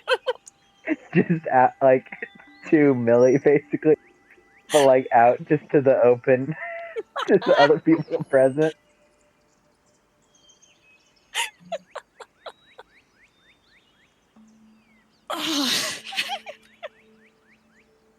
Is there an opening for me to sneak food to Oatmeal as a reward for this great performance? I think Millie would let you feed him. Yes.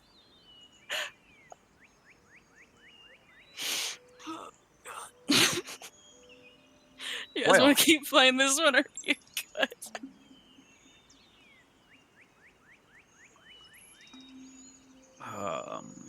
Well, I think we're still trying to get that there patch. I don't actually know what happens if you collect all the patches. Well, I suppose there's two ways to find out, but one of them's a little boring, you understand? If we just collect them all, that's the second way, and I think that might be a little bit more exciting. Don't you think, Miss Lady Cluck? By winning them?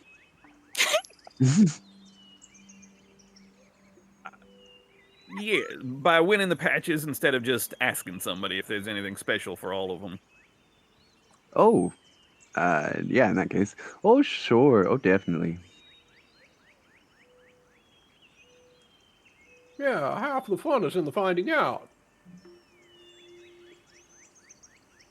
Still I have a should cakewalk, probably- and I think we... I should probably mention that I don't actually want the patches. I kind of just needed toys for children. But it became a useful ruse for social gathering. So you don't have to keep trying to get them if you don't want to. Well then, I do believe it's a good thing I want to. Come on. Oh wait, no. We can't leave here. We still need to get this here patch.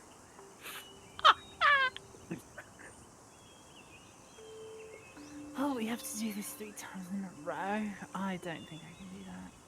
Well, I think we can safely write Oatmeal out of the winner for the next race. I think he's spent the last of his energy on that win right now. I no longer trust my judgment about Ferris. Yeah, I did not think Oatmeal could do it. my sense of reality is thoroughly shaken. Say, Roderick, if you're just concerned about winning that next patch, yeah, bet 12 silver a race, you're guaranteed to pick the winner. I did win handily on little Oatmeal there. I might could just, save a silver on that one. I don't think Oatmeal's up for another one. Oatmeal is asleep. Again.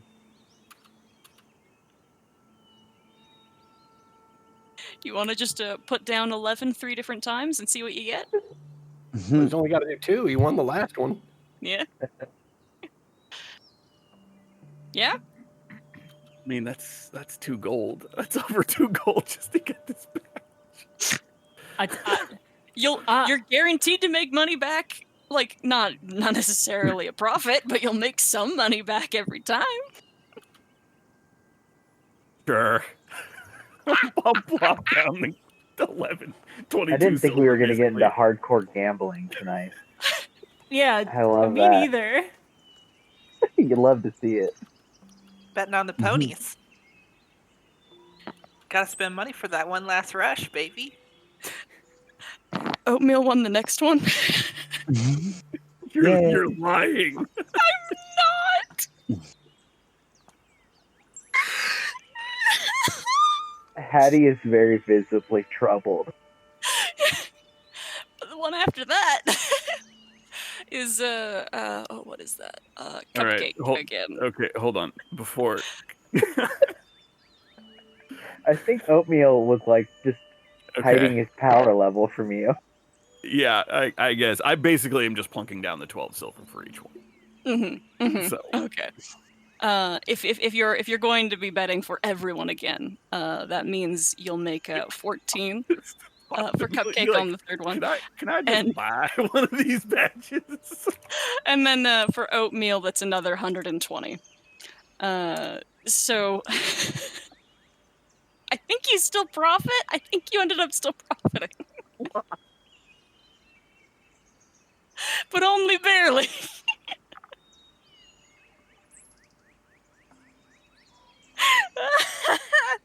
You spent another good 20 minutes at this booth watching the madness and Roderick spend what looks like quite a bit of money but then receive quite a bit in return. Yeah. Let's see. Total of 24 gold for those next 2 rounds, or 24 silver. Sorry. In return for 134 silver pieces, for those next 2 rounds. Okay, I think I did the math right. And a patch. All right. Well, there we go. Now, which ones are we short? He holds out the patch to who's ever collecting them. Cakewalk? The boring one. Right. Ooh. I'd like some cake. Ah, there we go. Boring. The cakewalk boring? Oh, Ira. Miss Ira. A lot of folks put their blood, sweat, and their tears into those cakes. This gonna be the best part of this whole festival. And Roderick will walk off towards the cakes and play a marching tune on the hurdy-gurdy. And those Okay. cakes, Penny. Okay. We'll take our 15-minute break. We'll be back at past, and then we'll get you guys onto the final event of the festival. Hell yeah, dude. We got a patch for the hammer one, right? Yeah. Okay. I've been a giggling mess this whole game. So, but what's it supposed to be about? I did not expect Oatmeal to win at all. Hey, I mean, neither did I, apparently. I was giving you guys insight based on the odds that each of them had.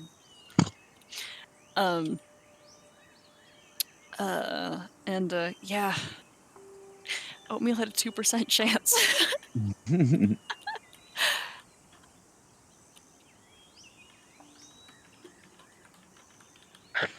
That's pretty insane. Yeah. I'm going to apologize in advance because if we do actually get into any sort of conflict, I'm going to be so useless. all your bardic inspiration has been spent on a fucking terrible hand. A ferret. Ferret. I have one left.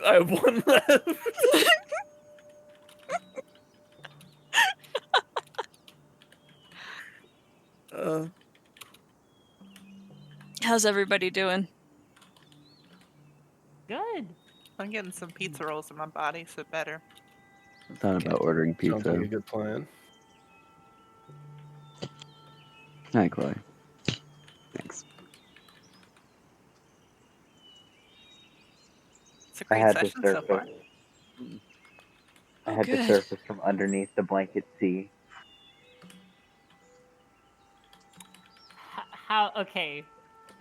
No judgment to anyone, but how long, Sarah, did you think we were going to be at this festival? How much of session did you think this was going to take? About this. I was Oh, actually I'm really? actually hoping to get another like half hour out of it. It's very possible. Sarah knows who Well, the fuck we are, Juniper. Yeah. We got more patches to get, so I do Yeah. love that Hattie had to fess up that, like, I don't know what auspices we're getting these patches anymore, but Hattie's not interested. Like, the initial was like, yeah, we gotta get all the patches. It was And then it made just pretty became clear that there's no. It's like bragging Yeah. rights, if Yeah. that. Oh no. It 100%. became a game of telephone where it was like, well, Hattie here wants the patches. Hattie's like, Oh no. That's fine. Roderick used Hattie because He wants to play the game. yeah, he just as long as he's doing it for someone else, you know, it doesn't. yeah, no, I Hattie's think useful for Hattie that. lost interest in this about 30 seconds after she met Cluck, because at that point it was like, oh, my directives have been met. Yeah. Well, then when we got the bat, for sure, I was done. When we Yeah. got the bat, it meant I had the toy for a child. So I'd met somebody I didn't know. I was going about doing social things with people, which is good. That's a lot of social capital I just carved away there. The Ashfords are gonna leave me alone for at least like 2 weeks after this.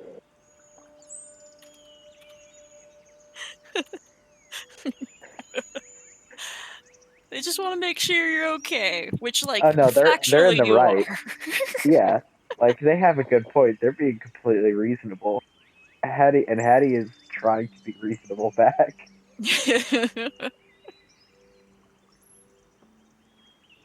I do love how the just daisy chain of like all of it snowballing of everybody making a squad. Had to get you guys together somehow. We Katamari balled our way across this fairground, picking up each new person. Oh man, that just reminds me of how good the soundtrack for that game is. Very good. It's very good. I surfaced from the blanket sea and I can see my breath, and that's not good. Yes, still not good. The fact that Merlin is letting me cover him all the way up with blankets is remarkable and tells me how fucked it is in this house right now. Oh god. Like, I can't even just to be cute, like, pull a little bit of blanket up over part of him. He'll just be like, no, and get up and leave the room. Like, I just disrespected him. He is completely under a blanket right now next to Chibi, like, they're snuggling.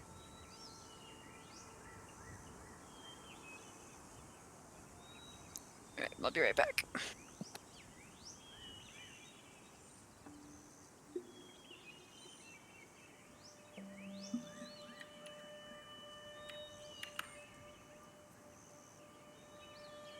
Also, Ted, I'm so glad you went with this voice. This voice is like, it makes me just, so happy. It's just a glass of iced tea with some Fireball whiskey in it. Yeah. I need my Cajun to stick. It's not sticking yet. It's man, but it's real good. The best way to do any accent when it's slipping is just to find the linchpin phrase that you can say to yourself over and over again. Right. For me, go ahead. I think for Cajun it has to involve the word gumbo. They say it very specifically. Keep going. Or back I to, say, if you want to go full onions, foghorn 'cause, leghorn. like, listening, like I said, I've been listening to Justin Wilson for hours and days, and he always says onions.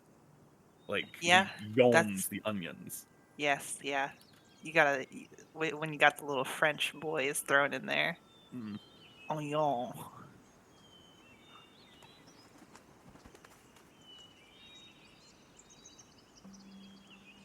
I was trying to do a French, but I think it's thematically similar enough to Cajun that I keep fucking myself up. And quick I question. thought it was working pretty well. Yeah. I'm gonna try and lean farther into Canadian, which is similar to French, but meeker. You're not wrong. Go on. I was gonna ask, what is everyone's height? Now that I have the clarity of being above the blanket sea. I can process information better from up here.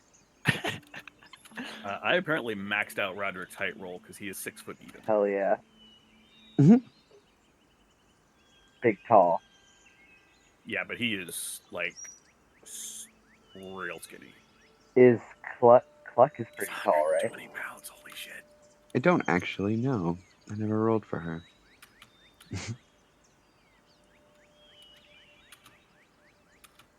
How tall is Vendi? 3'7". Okay. So yeah, Vendi is the littlest. Yeah. 3'7" and 30 pounds.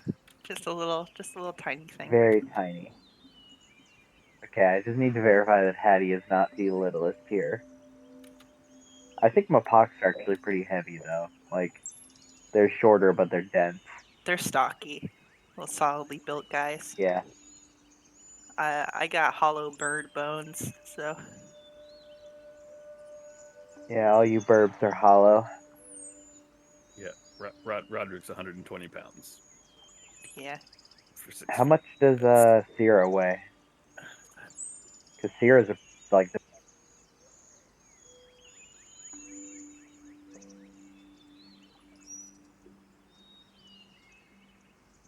Nope.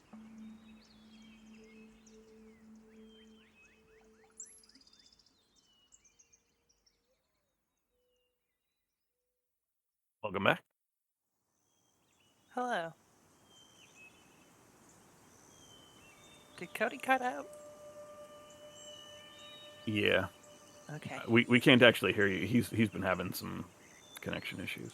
That's why I left. I was like, it must be my internet. No, he's on. He was telling me earlier he's on his phone, so the 4G is going in and out. Yeah, because of the power outage. Yeah, I'm sure it's just overloaded from everybody there being on their phones. Very likely. Very likely.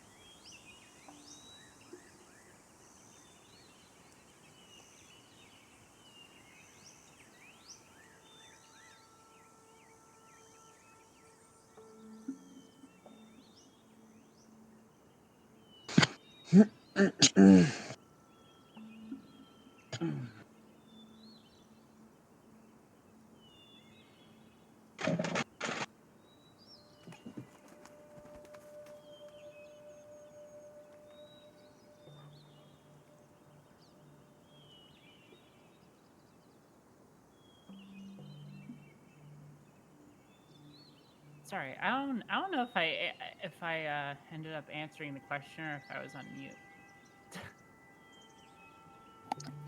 What question? Oh, Cody was asking how much everyone weighed, and I weighed in. Fun. With how much I weighed, but I don't know whether that made it out into the real world or I was just, you know, thinking In that the I game said or it. in real life? No, like right now. Oh, in the game, right? Oh, okay. No, yes, no. Cody just asked how much I weighed in real life. Yeah, that felt very weird. Hey, June, how much do you weigh? Asking for a friend. Asking for a friend? Also, for what's your some approximate reason? height? It's not for a coffin or body bag. Let's just get that out there. It's for something different and secret. That I cannot is- specify. That is still not a coffin or a body bag.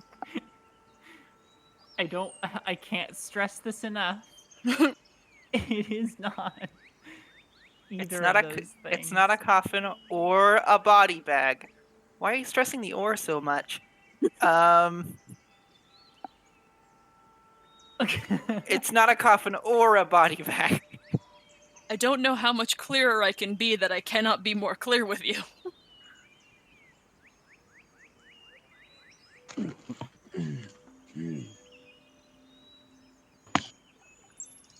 Are you saying it's neither nor? Nope, that's not what I said. I cannot be more clear. I did not say that.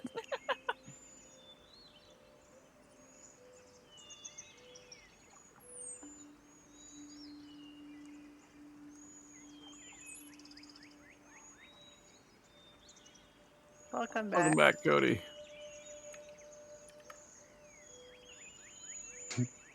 I don't know if you guys could hear me, but for some reason I Hi. could not hear you. Oh,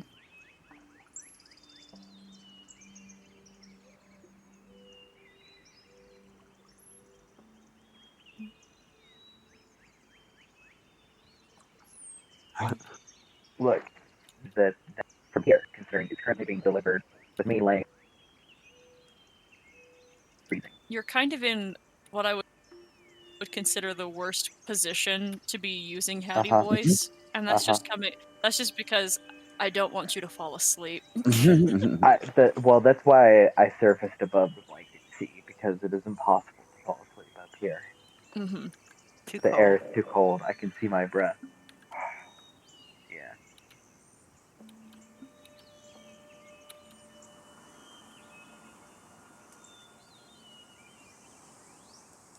It was pretty funny. Like, I was in a pretty dog shit mood at like 2 p.m. today, and then fucking Merlin came in and did his like emotional support animal thing. Where he's like, "Okay, clearly you upset Human. Just pet Merlin, and that will make you feel better too, right? Because it makes me feel better, and that's how it works." And Jess was like, "It is a little troubling how immediately your mood changed upon petting the cat." I'm like, yeah. That's why they're there. As well as other things. That's why I pay them. Yeah. Poor Merlin, I accidentally fucked him up by getting him during like my worst of the worst times. So he became very acutely like tuned to like, no, Human, do not be sad. You cannot. You must pet Merdin. We'll both feel better. That's good though. Yeah. Like Jessica was having a real bad day the other day, and Merlin like came bounding from the other side of the house because she was like starting to get like frustrated tears. And Merlin like climbed up onto the chair with her, like, no, Human, Oh, you must pet the Merlin. This is how to fix it. I feel better when you pet me, so you must feel better too when you pet me. That is how God. the world works. We got Logan. We got Duncan for Logan as a not like any form of like proper therapy animal, but as some sort of Yeah. support animal. And but the thing is Duncan likes me like way more. So whenever I'm upset, he'll come and sit with me, and whenever Logan's upset and Logan like seeks him out, he runs away. Oh. Which Logan actually fortunately takes with enough humor that it doesn't actually upset him, and it somewhat Yeah. helps. If he didn't have a mom, you'd have to. Yeah. It's the only way to balance the ledgers. And to be fair, Duncan still really likes Logan. He just definitely. It's very obvious that he likes me more. But that's probably just because like I've had a cat for most of my life, and I understand cat language better. And Logan's never really had a cat, so he doesn't get it. And it took a long time for him to learn and figure it out. And by then, Duncan had already made his decision. The damage had been done. Yeah. Cats make very quick, fast judgments about people that don't usually tend to change. Yeah. And the cat still really likes Logan.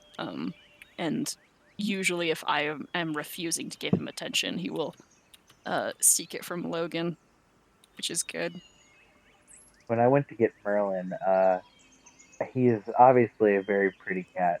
So all of his siblings and his mom and his dad had all been adopted off, but not him because he was an asshole. I walked up to him to like say hi, and he just ignored me. And so I kept following him around because like I was there to adopt him, and he just kept ignoring me. He like went over to the window to go look out the window. Wasn't interested. The one time I pet him, he bit me a little, And then I just looked at him, and then he looked at me sheepishly and like tried to leave again. And I looked at them, I was like, I'll take this one. They're like, are you sure? I'm like, yeah. Like, okay, well, why don't you go ahead and do you want to adopt another one because he has a friend?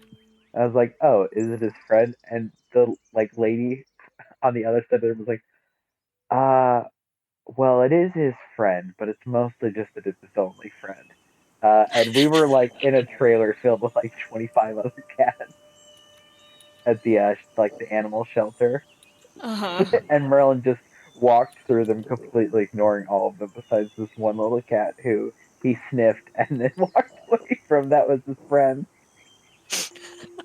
You. What I a deigned, bitch. I deigned to sniff you. Yeah, so Merlin was the fussiest little like haughty little bitch of a cat. No, I am too good for this. I That's will look funny. out the window at that tree. I love that tree. Okay. Adam, are you here? I am. All right. Doug, are you here? Yep. All right. June, you're still here? Yeah. And Lily and Ted? Yep. Great. Okay. You guys walk past some of the other booths that are clearly displays of produce, a large kettle being used to mix the most aromatic kettle corn, towards the circle of chairs that is quite substantial. Actually, there's 50 chairs that are slowly being filled by people. So how this game is going to work is it's 5 copper pieces to play, and you pick a number between 1 and 50. And then I'm going to roll some dice, and whatever I roll will be added to the number that you have chosen. And then I roll to see which chair is the winner. And I roll that number 5 times. And first place will receive basically the last number called, will receive the patch, and every place below that has an opportunity to win, let's see, half dozen cupcakes, a full dozen cupcakes, a very large cake, or a medium cake, and a very large cake as well, as possible other prizes. Sound good? Okay, let me see if I get this straight. So we give you a number, you add it to whatever magic you've got going on over there, and whoever has the last number read off, if it's one of us, we get the patch, right? If it's not one of us, then as a party, we go and track the person who did get the patch, murder them so that we can have the patch, and that's what the game becomes about. Yeah, that sounds about right. That's Yeah, Dungeons and yeah. Dragons, baby. Got it. Making sure we're all on the same page, huh? There. Mm-hmm. All right. So who all would like to participate for 5 silver? Silver or copper? She said. Copper. Yes, copper. Thank you. Gladys would love to to make participate. fucking Yes. change. I'm Sure. absolutely going to. Okay. Sure. Can't get this patch otherwise.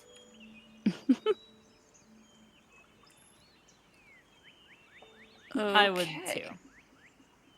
All right, cool.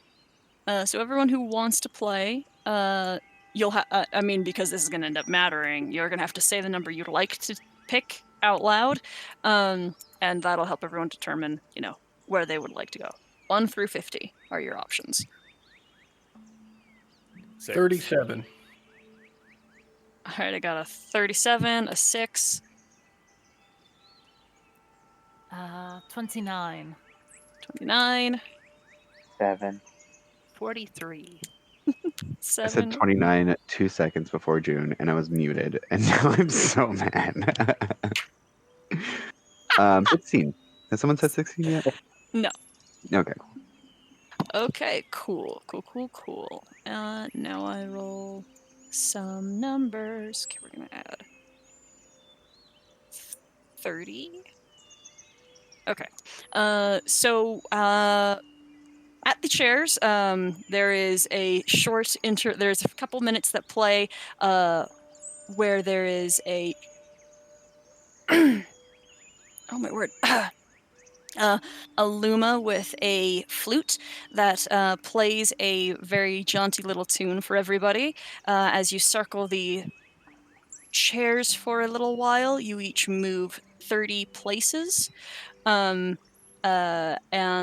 Adam, who chose a 37, your number is going to, once you hit 50, roll back to 1 and go from there. So you'll be at place 8. No, sorry, at place 7. And I've got your guys' numbers written down, but let me roll 5th place. Okay, hold on, let me actually do the math here. Uh-oh. Who'd we lose? Was that, Cody? Yeah. Okay. Okay, great. And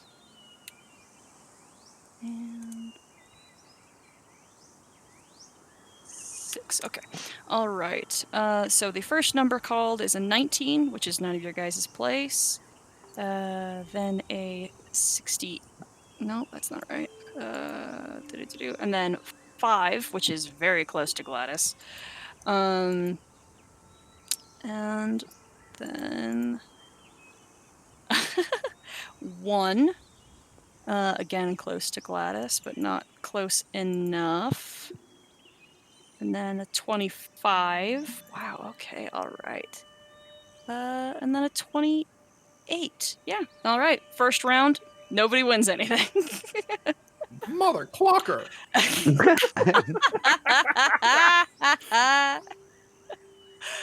you want to keep your same numbers and we can just try it again? Sure. Roderick then. Yeah. Yeah. I'm Okay. gonna try the old Roderick strategy. Keep the same one until it wins.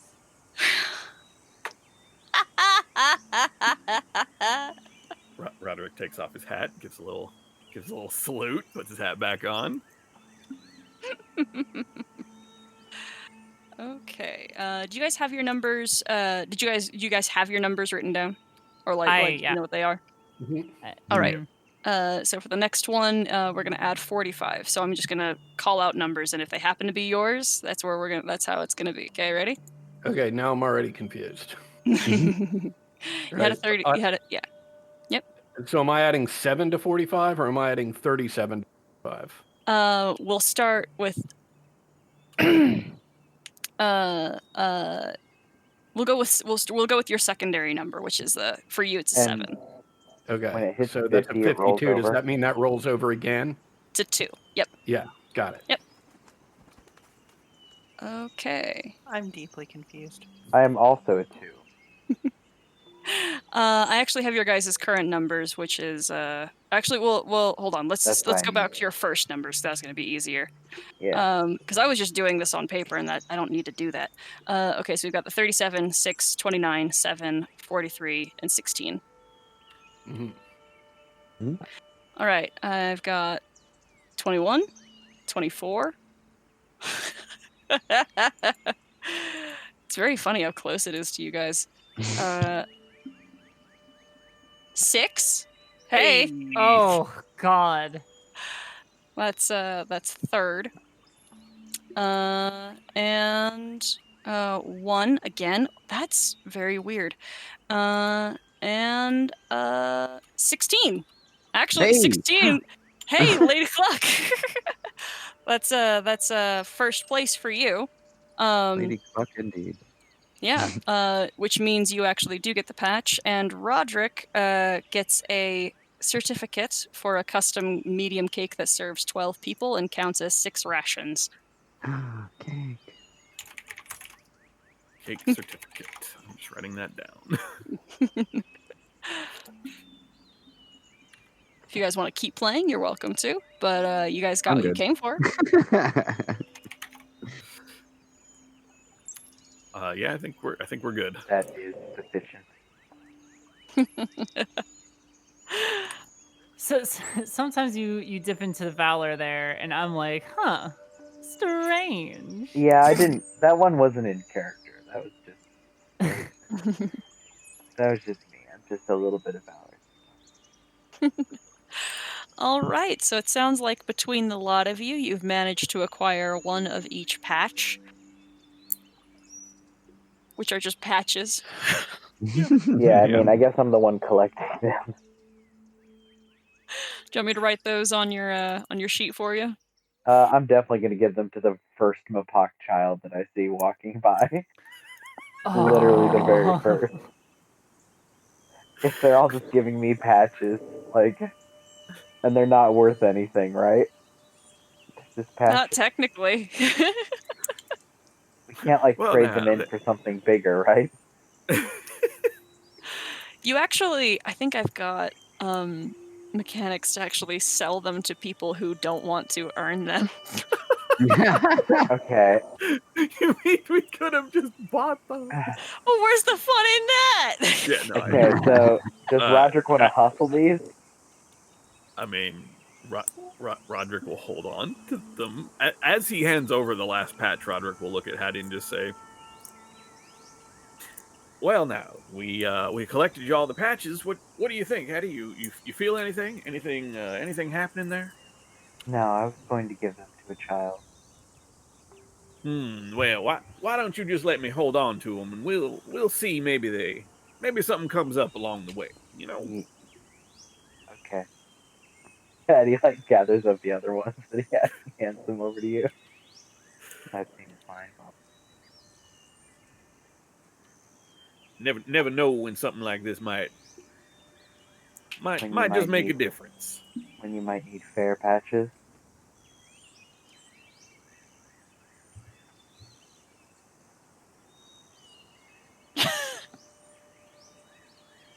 Yes. Exactly. One collection.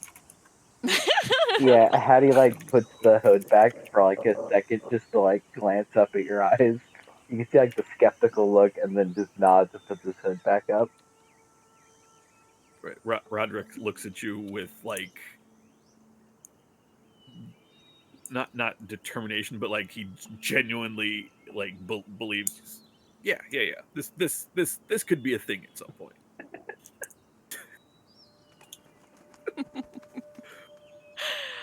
Okay, awesome. I'm actually quite impressed that you managed to get, frankly, just one out of each of these. All right. I wasn't supposed to be a dig. I was just impressed. Okay. Is there anything else anyone would like to specify that they are doing at the festival in the meantime?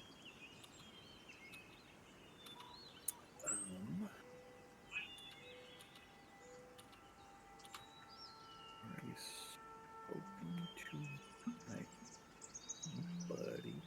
No, not that I can think of. Okay. If that is the case, then most of you are able to, those who choose to hang around, witness the weighing and measuring of all of the great harvested gourds and vegetables of other kinds for the harvest. You see a couple people go home with what would be with patches that indicate their own rewards in their own skills. None of you guys are agricultural in nature, so this affects you basically not at all. But it's still a good time. It's pleasant, and there is a point as the sun begins to dip that people begin to definitely congregate around the long table near the church where food is being distributed. Oh. Do I see the cake with the blueberry topping that I pointed out to Niall being served? I'd like to get a piece of that cake. Not a problem. And it's pleasant. It's I think that it's maybe not as like succulent as you were hoping, but it's still great. It's still cake. And it's overall it is a rather boisterous and still very pleasant time for as it gets later and later and people begin taking the younger children home out after dark. And as it gets later, there is someone on the road who seems to be walking directly to the festival. This is only noticed mostly because even though this is a important holiday in a fashion for the community, this isn't necessarily an attraction. And Syrah is likely one of the first to notice that there is anyone on the road, and not long after that, Hattie would smell the distinct scent of smoke, as there is a Strigg woman who is hobbling into the center of town where everyone is congregating, and barely makes it to the threshold of the temple before she is recognized as Kara Stormbringer, I want to say. Stormsinger, my apologies. Yeah. Yes. She carries that smell of smoke on her, Hattie, and she is moving in a very peculiar way as if she's very hurt, and she is coughing profusely as she is hobbling into the road. And anyone nearby hears her, and it is slowly being passed around that she needs to see the elder. And she drops to her knee at the table, nearly taking it down with her. She's a broad, strong woman, and rather heavy as well, and the sound of her collapse is very, very noticeable.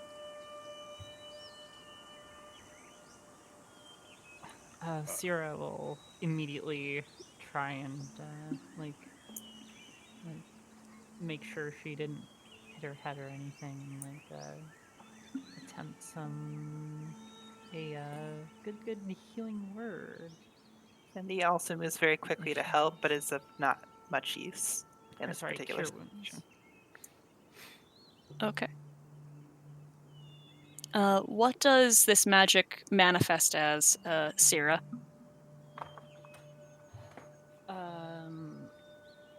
It probably looks like whatever sort of like wounds or burns she has. Syrah will lightly touch them, as she holds her holy symbol. She'll put a few fingers on them, and darkness will, a little shadow would wash over them and leave them cured, or better at least. Mm-hmm. The coolness of the touch helps ease the smoky coughing, and she's able to look up at you. She knows you. You are friends, and she says, thank you. Thank you. Where's Ardwin? I'll take you to them. Or Syrah will just kind of look back and yell, "Hey, where's Ardwin? Someone get them!"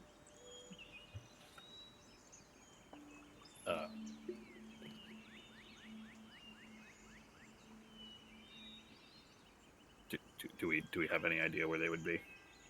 You can find them. I was just wondering if anyone was specifying they were going. Yeah, Roderick will immediately run off. I'm tagging along, for sure. All Syrah's right. gonna stay with I'll stay with Syrah.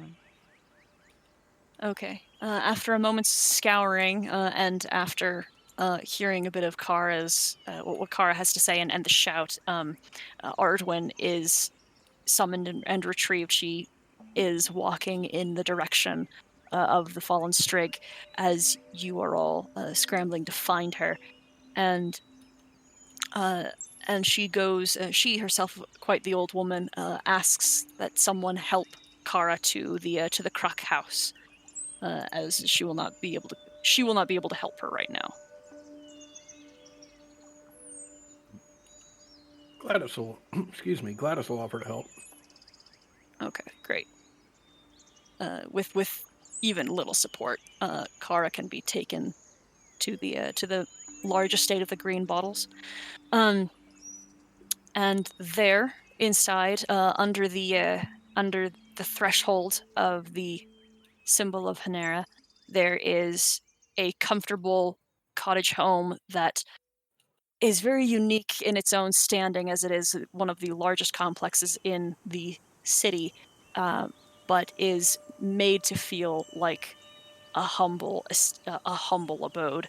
And inside, Ardwin begins collecting some parcels and herbs and asks someone to put on some water to brew some tea. And begins talking with Kara. Who all would have followed? Yeah. Sierra Definitely. would have Me. probably taken Kara with her help. I'm Mhm. also rushing around. Oh, sorry, I didn't mean to cut you off. No, go ahead. I'm also rushing around, fulfilling requests and desires, mostly silently, like the water. I will hurry to do that. Okay. Okay. Once the water has been brought to temperature, Ardwin begins pouring in some herbs and small petals of dried flowers, and stirring it and encouraging Kara to sip from it. Kara is continuing to cough, but though not so severely. And you see that many of her feathers are deeply singed, and some of the feathers at her wings or at her arms are so badly damaged. It is not at all that surprising that she was explicitly moving on foot. And as she is able to settle and drink this concoction, she is able to croak out that we were in Ashburn, and the blazes grew. I'd never seen the smoldering fields do anything but smolder. It was like a creature crawled from the earth and grabbed at the buildings, the houses. Ashburn is gone. Eaten, almost. I've never seen anything like it. The wood devoured, the stone melted. I tried to get as many folks out as we could. We only meant to be there for a short while anyway. But between them and the bandits on the road, I'm lucky to have made it home.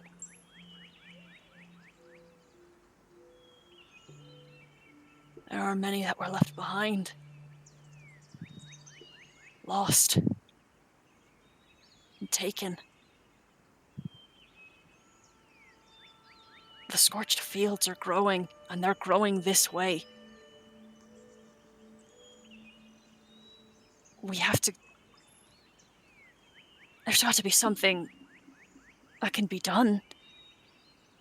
And Ardwin sits in contemplation as she is trying to tend to some of these more severe wounds. And she says, I think it's best. I have no advice. But perhaps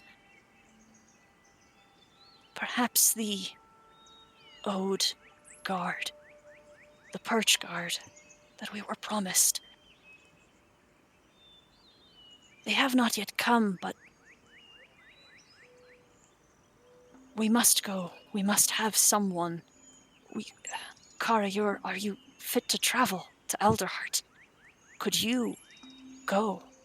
And she shakes her head and she says, "I certainly couldn't go alone, and I barely made it here. I left days ago from Ashburn. Or Ashborough." And she and Ardwin, with a very concerned and wet-eyed look, looks around at the other people in the room and catches glances at particularly those of you who are known travelers and those more familiar with the road. Eyes falling on Sierra, and she says, You know the path, right? You could Sure. I do. could you take a few to the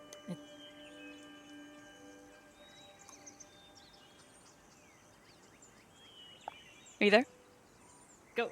Yeah, okay. Could you take a few to the great tree? Perhaps the Bird Council doesn't know how bad it is out here.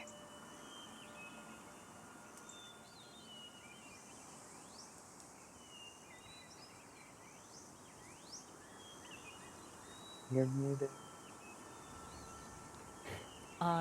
It is my duty, and I will make sure they understand the gravity of the situation.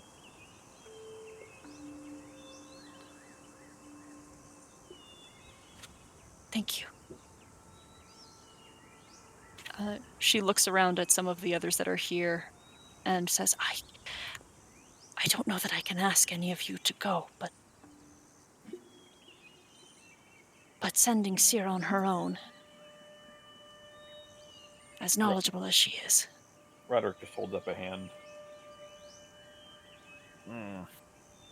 I believe I've been here in town waiting for something, and I think I've finally found why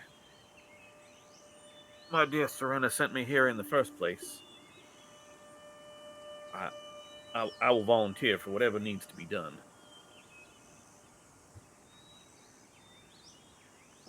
Before falling into another coughing fit, Kara says, "Are you sure?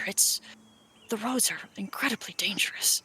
There are people who need our help, and we will help them. I look to Roderick. Roderick nods and has a very, proud and pleased smile on his face.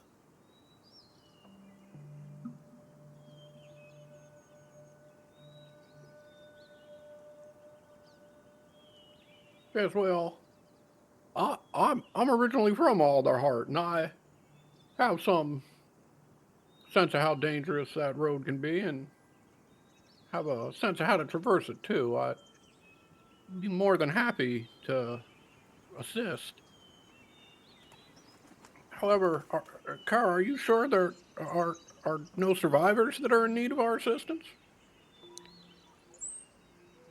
She very, very carefully draws her short sword, which is shattered at its hilt, and drops the steel hilts to the ground, and she says, "I'm sure." Did Oh. the observatory burn too?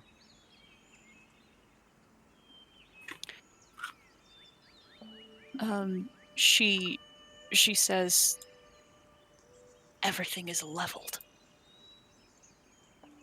Oh. That is bad.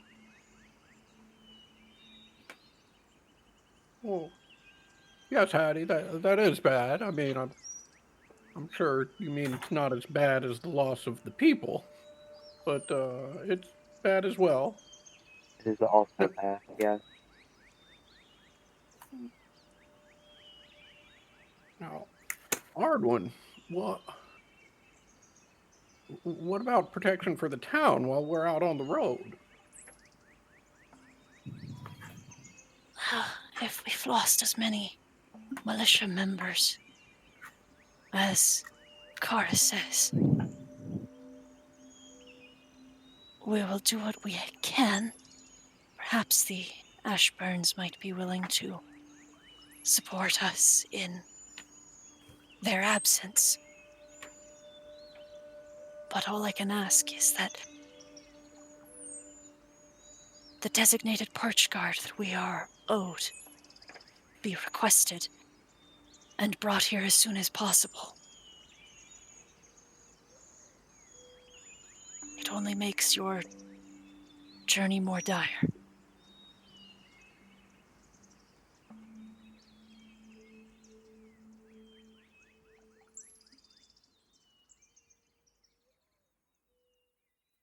Hmm. Yes, it seems that speed is of the utmost importance. She nods. I don't know if I would be that useful. I don't know if I'd be useful here either, though. Well, if I have my way with it, we will be traveling at night mostly, so I could use your navigation. Oh. Yes, you will be traveling the right way then. There are lots of bandits on the road. Yeah. Cover of night means safety. Except we'll have to light torches. No, that's why you have me. And I guess Hattie for pointing us in the right direction. As much Oh, as I know the roads. will we be staying to the roads or will we leave them? I suppose we shouldn't wander too far. While it is a little safer at night, I don't think I want to be stumbling into wild beast territory.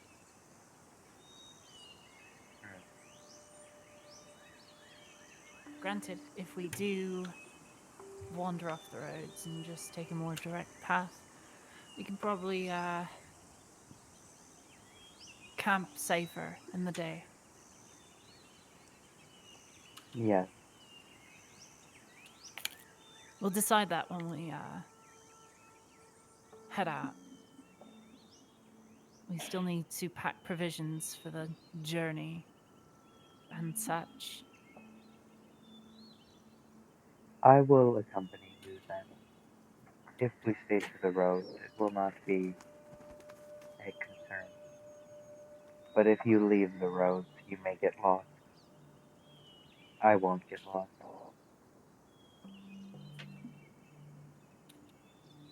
If you don't mind me asking, how many days is this trip we're looking? Sorry, 1 second. Let me clear my throat. That was the shirt. I do still need that I was information gonna say, from I assume Sarah. you'll need that. So 4 days. 4 days. Full days. Not long.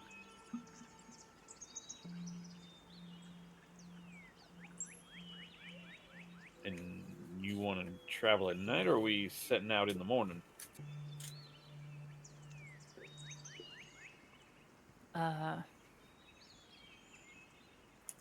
I will respect the wishes of those who are wishing to be accompanied, but I do offer my professional opinion. It is safer at night. Well, safer or not, I can't see at night.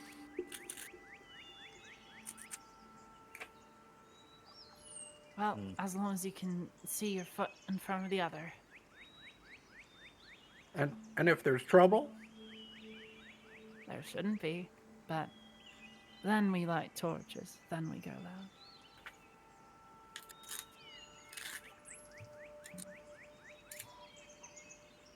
A torch only lights the area around you. Mm-hmm. Yeah, that's fair. Oh, I mean, oh, I don't have fairy fire. That'd be real cool if I did. That's not a spell that I got. Hmm. I'm not worried much about the darkness. I can chase that away. It's more when do we want to set out? If oh god, when exactly are we thinking ahead? And if you want to get provisions and get going tonight, I'm happy to accompany. But If time is of the essence, then that may be the best choice. just if you wanted to Agreed. travel at night and we weren't ready to leave tonight, I'd figured it better to head out tomorrow in the morning than wait all the way until tomorrow night. See what I mean? Right. Uh, do you have any, like, a wagon ready that we could borrow? She turns to, what's your name? Gosh. Names! Hardwin. Ardwin. Thank you. Nothing travel ready, as per the holiday. Right. All right. Morning it is. We will need traveling supplies for climbing and foraging, and also for light for those that are afraid. Are um are any of you ill prepared for this? I can make advisements. I have spent much of my life on the move outside of cities.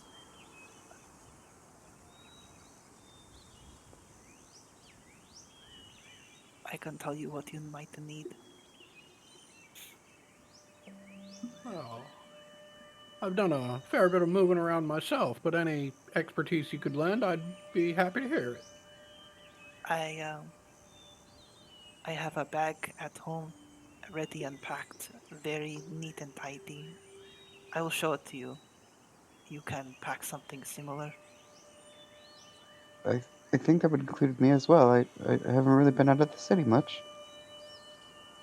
Ardwin comes to you, Cluck, and quietly says, "It might be best if you go, as there are no hatchlings for you to watch here, and they could use your enthusiasm." She kind of smiles. Well, I'm more than willing. I'm afraid I'm not an adventurer myself, so. But I'm happy to. I would feel comfortable knowing that you were there. Of course, dear.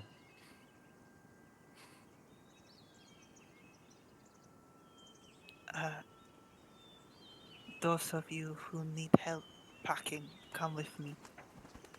One moment, Vandy. Ardwin, I'm going to be heading out with Vandy, but I was wondering if you could find Millie and ask her to open the copper shop up nice and early tomorrow before we head out. Yes, I will also provide some gold so that you may buy some provisions.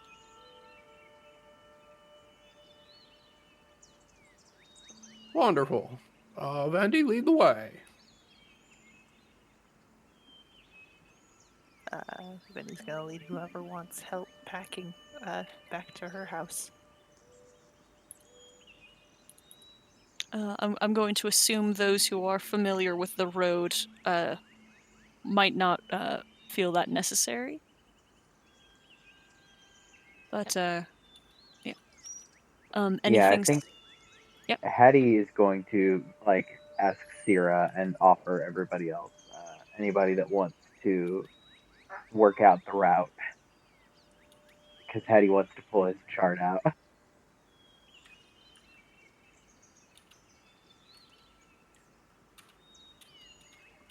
Do you just do that?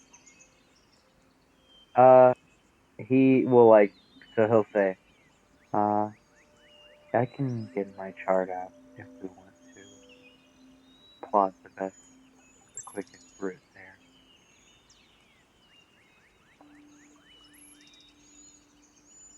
Looks like up for a moment to see if anybody. Hattie's been burned before pulling the star chart out when people don't actually want to see it.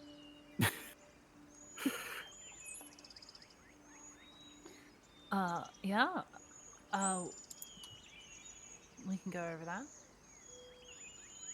that. Yeah, so Hattie looks at like the table, and then scoots the table to the side, and like out of his pouch, takes a.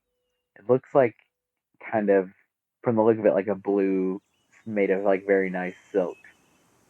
And it's currently folded up, and he unfolds it into this sort of 3 foot by 3 foot, enormous map that has these various lines and constellations like stitched onto them with gold and silver thread. And there's lots of like little like notations and stuff that are like threaded onto there.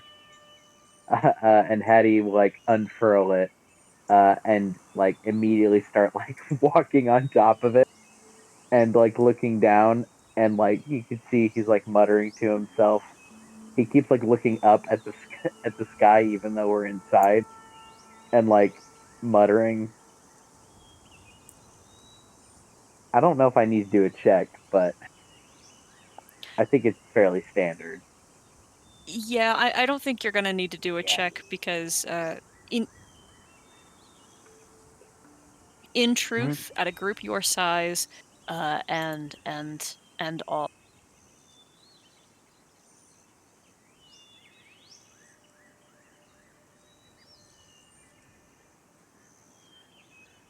The Well, there's truly more the of best us rather. But path, if the you travel in safest a big route. group, Yeah, we may as well go on the road. yeah.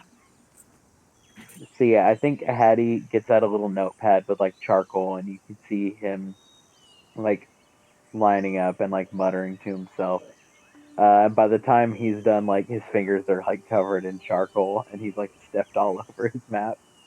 And he'll look up at Seer and say, "Because we are in a group, we should stay to the roads,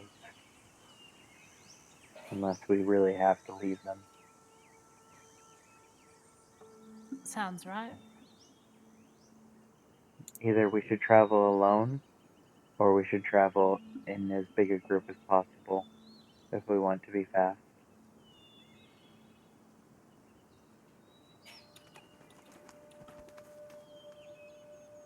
All right, and oh yeah. Oh yeah, Hattie will glance around the room and nod and like mutter to himself like, "Biggest group." Vendi, is there anything you need to specify that you're doing at your house with a couple people who are coming over? Nah, I'm showing them a very neatly packed explorer's pack with some extra provisions made for it, like the inclusion of a bunch of oilcloth as lining to keep water out, and some air bags essentially to make it float in case it gets dropped in water. But yeah, that's just a flavor thing. Okay. It's nothing. All right. Is there anything anyone needs to say or do tonight before you all head for a long rest? Hattie does have to go back to his shack and get his traveling pack back out, loaded up with all of the like contraptioning shit that he might need in addition to his other stuff. Mhm. Lots of sticky jam, some good strong twigs, like bits and bobs. Roderick will at some point make his way over to Nile, back at the Crooked Den, and just explain that he is. It's been a real peach working here, but I think I've finally figured out why my Serena sent me. So it is unfortunately time for me to move on for a little bit. Oh, so you're saying I can open up your room again? And he smiles. Don't go getting too many people in there now, but yeah, your room's back. Shame all the rooms that are going to be empty because I'm not here dragging folks in with this here thing. And he cranks the hurdy-gurdy a few times. All right, is there anything I can provide to you beforehand?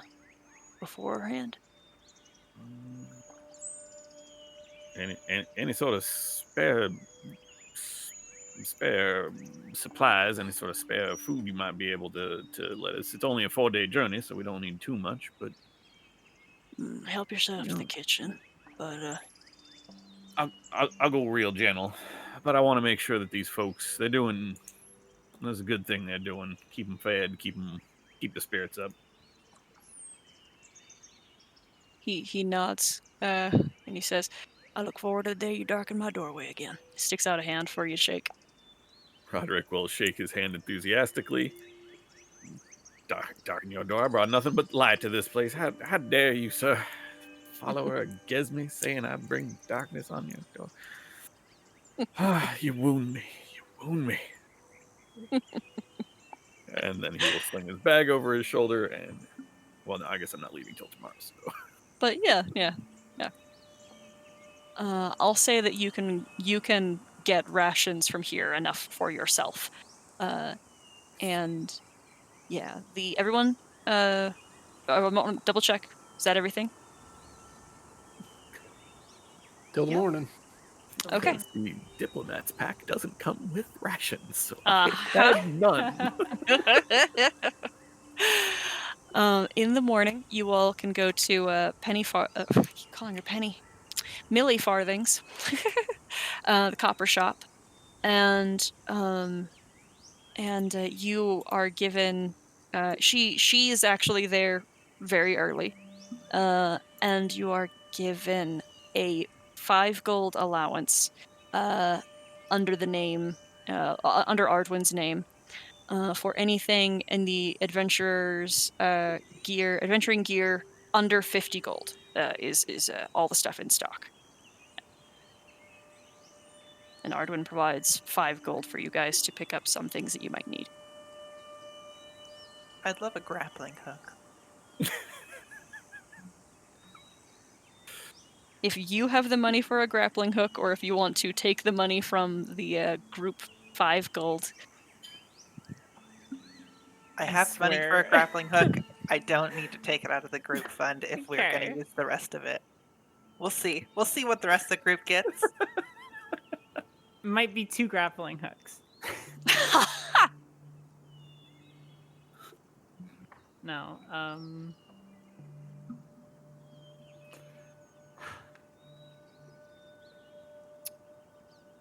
don't know. Just like rations for the days. Maybe a wagon to put all our shit in. I think the Explorer's Pack includes climbing stuff, right? Like mittens. It includes pythons, but and rope, but not like. It's not a climbing pack. No. Explorer's Pack is backpack, bedroll, mess kit, tinderbox, torches, rations, and water skin and rope. Yeah, you're thinking of the Dungeoneer's Pack, which has pythons in it.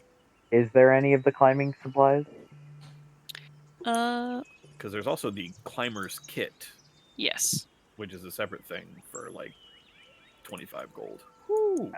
Ooh, that is a lot of fucking like, money. As somebody who can just climb, I don't need much other than to be able to lay out how, like, what you guys would need to follow me up a tree, if we really had to.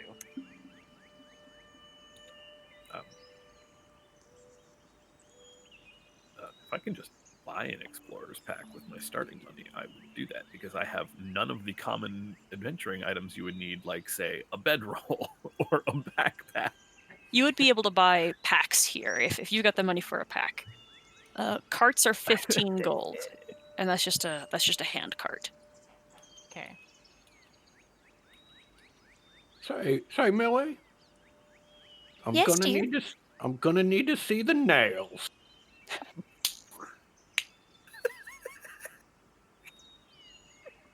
She hands you like a box of nails, and they'll just be, they're darts, I think is what we established. Yeah. Gladys is going through nail by nail, picking out the straightest of all of the nails. How many nails are here? Let me roll a couple dice. Mhm. Let's see. There's a total of 26 available in this box. Oh, So well you find usable. Yeah, then that's it. She buys 26 nails.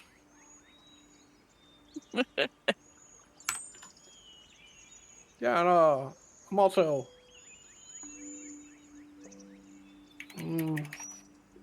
Yeah, you know what? I'm gonna need a couple more spikes. Just daggers. Great. Done. Hattie will eye one of the healer's kits and like look back at the group like, Yeah, I'll take one. oh, I think I'm proficient in medicine.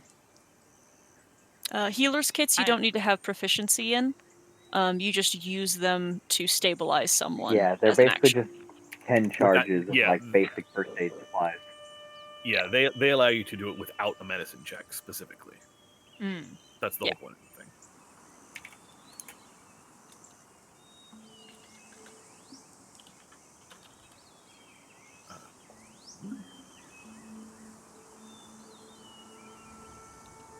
Is that everything you need? Yeah, I have to add these things one by one. Thanks. How guys. much? Let me- How much have we taken out of our allowance? I haven't used anything out of it so far. Do you guys want a cart? Yeah, that's 15. Do we need a cart? I don't actually. I don't think we do. I guess not. I don't think we're carrying enough supplies to merit a cart. It's only 4 days, so It's a 4-day trip, yeah. Okay. Determining if I need a cart on the map, which apparently I don't.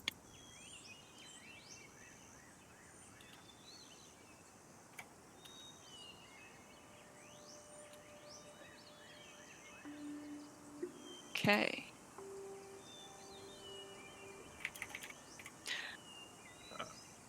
if In I which can get case- chef's utensils, which because I just realized I don't actually have any.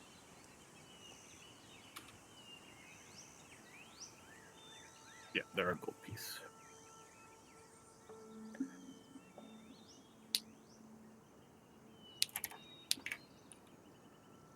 Is that everything? If we're... Sorry. I have to be looking shit up. But we're... Okay, great. Pitching this to the party, we might end up traveling in the dark. Yeah. And if that's the case, a bunch of us can't see, and torches could be quite bad to just carry out in the open. So a hooded lantern is 5 gold. I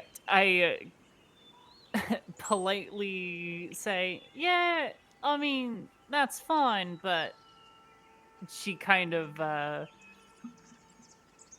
taps on, like, I don't know, like her shield, and it's like, it starts glowing with light. If you are afraid of the dark, though, then bringing light into the dark is okay. You should just be careful.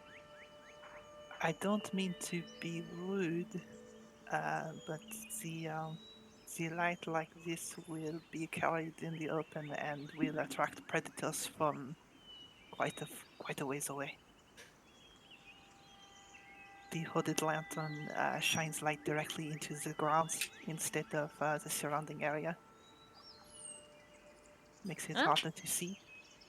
Suit yourself. Not buying the oil, though. I will buy the oil.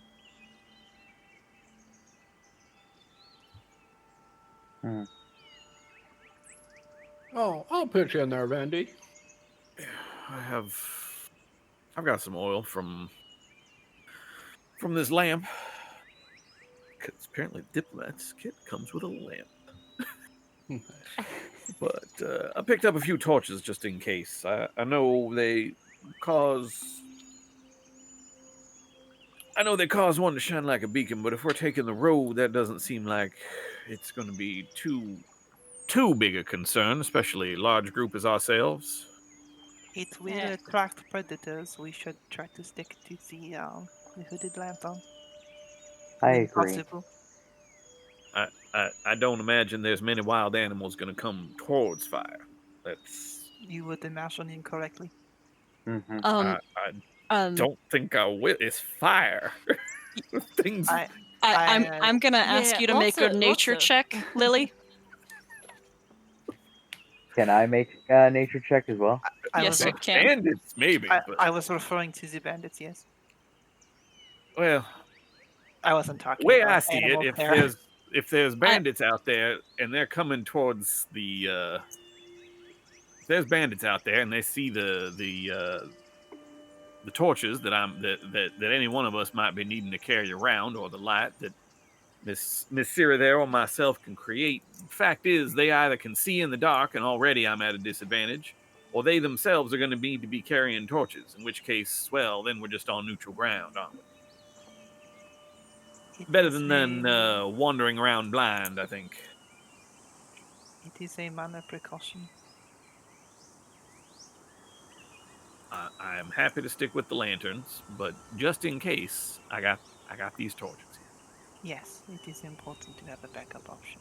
Sarah, can you roll my nature for me?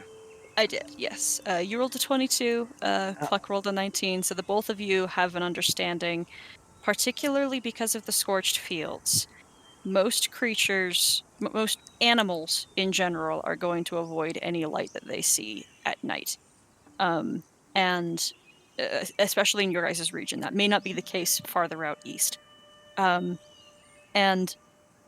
it's also a known fact, particularly to you, Hattie, that the thing that Roderick just said is true. Yeah. If you guys are going to be ambushed in the dark, having a light, a hooded lantern or no, isn't gonna like having a hooded lantern, having no light, having a light, none of that matters, because predominantly, like particularly bandits at night are going to be Mopics, and they can see at night. Yeah. Well, yeah. Then while they're having the end of that conversation, Hattie will kind of scratch the back of his head, say, "If we are being ambushed in the dark, you should assume they can see you.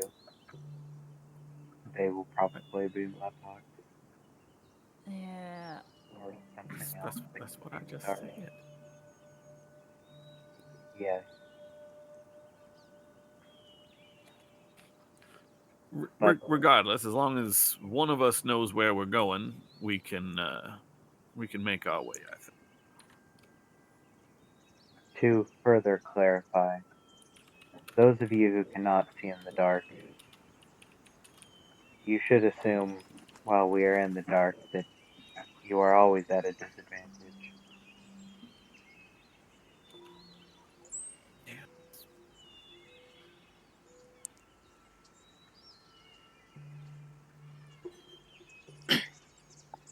Any more shopping before you guys head out?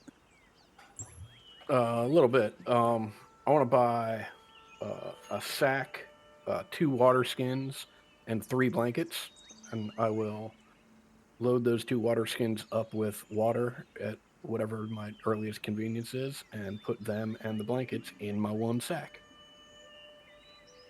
Okay. Also, I would like to ask the group: do we need any shelter for our trip? Not enough time for me to build anything useful for that purpose. If you do not like to be rained on,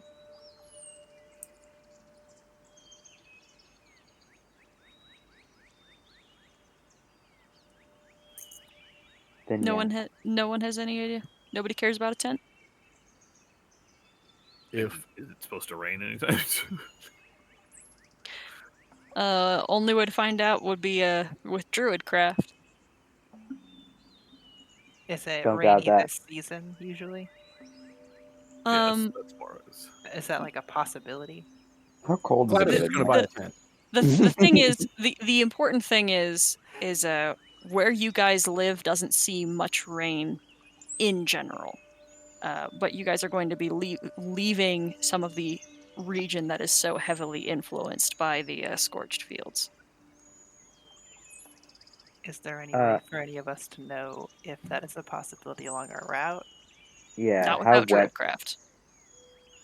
How wet in general are the Outer Hearts? Or not the Outer Hearts, the woods.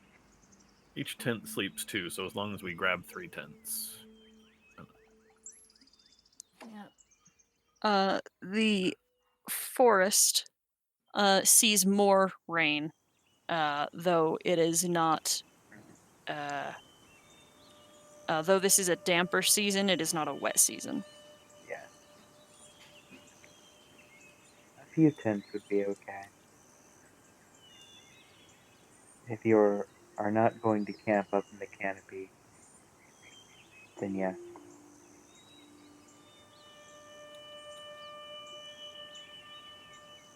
Gladys Buying already has tents? Millie ringing up a tent. Great. I am also buying a tent. I'll grab the third one. Cool. Last call? Say, Vendy, did you decide on buying that lantern? Yes, I have it here. Do you need any coin for that? No, I had some spare. Understood.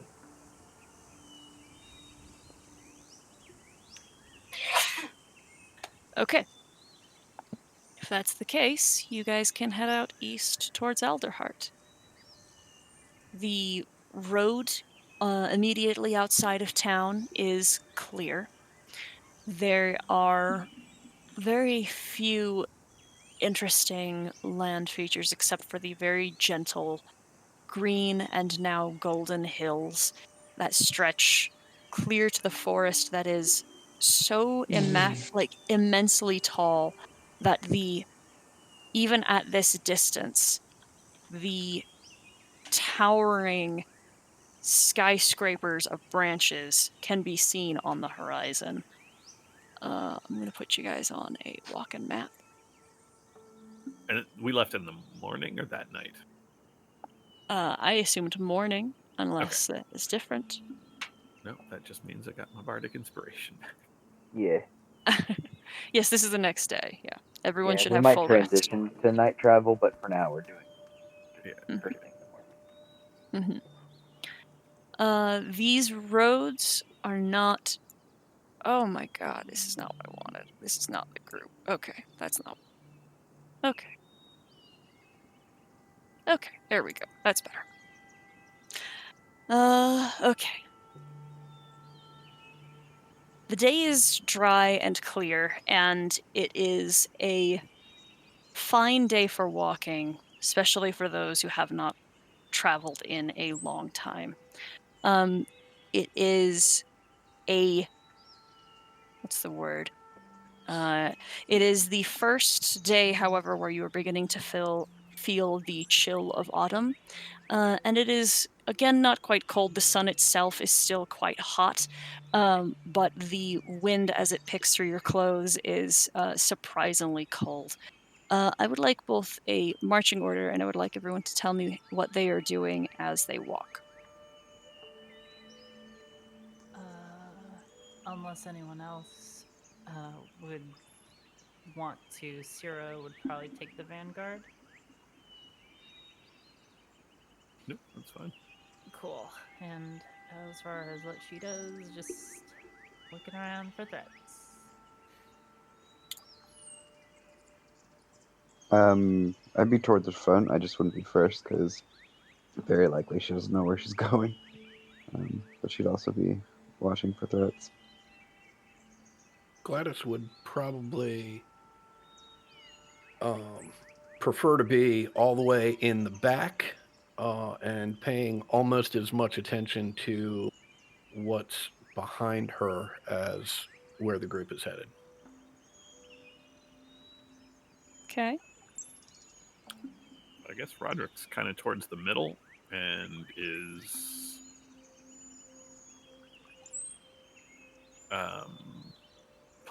playing a little something, kind of not super like raring, but just something trying to get a nice rhythm down for walking, keep spirits up. Hattie is probably in the middle, and occasionally, like, as Roy like dips off of the road for a second and is gone for like 5 minutes and comes back with like berries and like extra water. All right. I will be Uh, towards the middle as well, somewhere near Roderick and Hattie.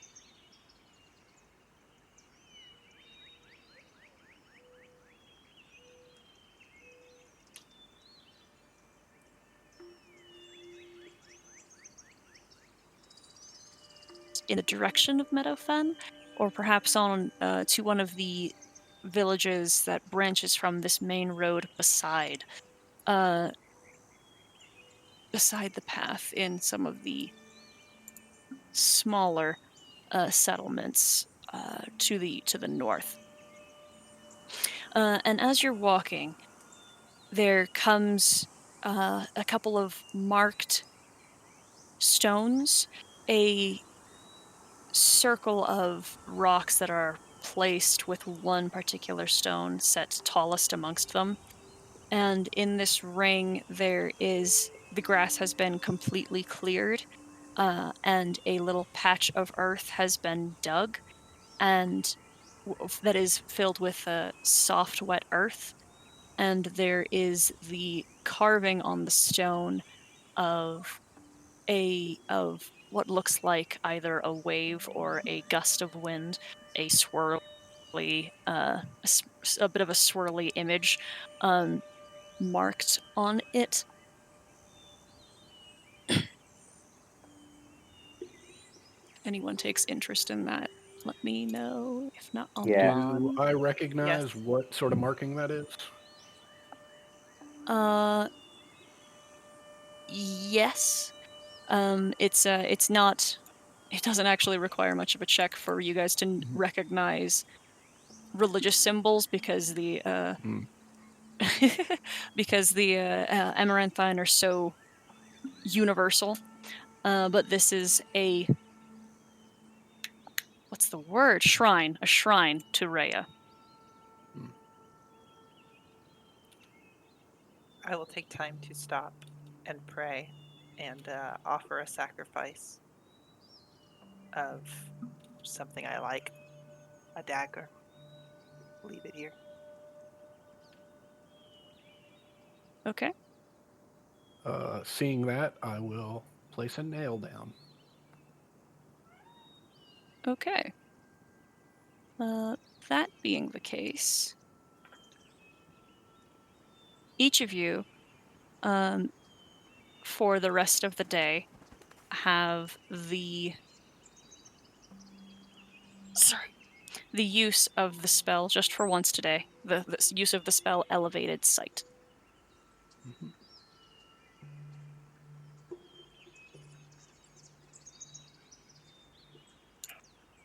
Just once today. Gladys, you are aware of the blessing of Rhea.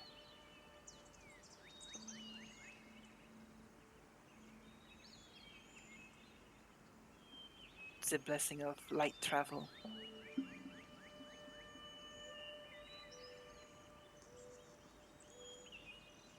You there, Adam?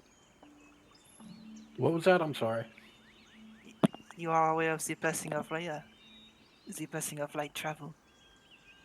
Well, no, but you're part of the traveling party, and you saw fit to give an offering, so I gave an offering too. Vendi finds this very pleasing. Well, not that you asked, but Rhea teaches us to learn to let go.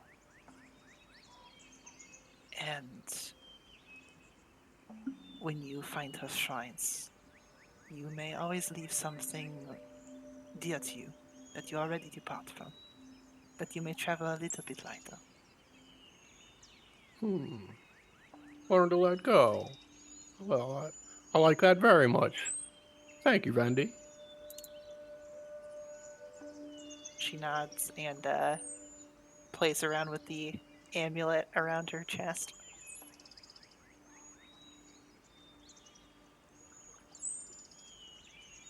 All right, your travel continues, and it is, again, somewhat peaceful. You move faster than any vehicle that happens to be traveling eastward, as you are, as few as you are. You see a couple of groups that, of particular note, you see a small gaze of Mapics who are traveling what looks like in the east direction as well, and the occasional family of lumas of small groupings, 3 or 4, but they all seem to be moving or have a lot of luggage and parcels and other things and carts, and move much slower than all of you comparatively. And at Everybody one, looks to be in good health. yes, Okay. Are they going the direction we're going, or are they headed? they are just headed all in this. over? They are headed eastward, but there are many instances of them diverging from the main road. There are villages between here and Alderheart besides what is marked on the path. But obviously this is the direct path to your destination. As you travel, oh shit. As you travel, you find in a crook on the road, there is a lofty tree that is somewhat obscuring a cart that has been, it looks as if it has been upturned, and there is a good amount of materials that have been scattered across the ground. There are 3 hooded figures that are gesturing violently at a body that is on the ground that appears to be bound, while a 4th sits at the tree, sits at the tree near the cart. And as you get closer, one of them turns towards you, and you can see the glittering eyes and the darkened face of a of a Mapuk bandit with a crooked tail, who kind of sizes you all up for a moment, and then just says, "Keep moving."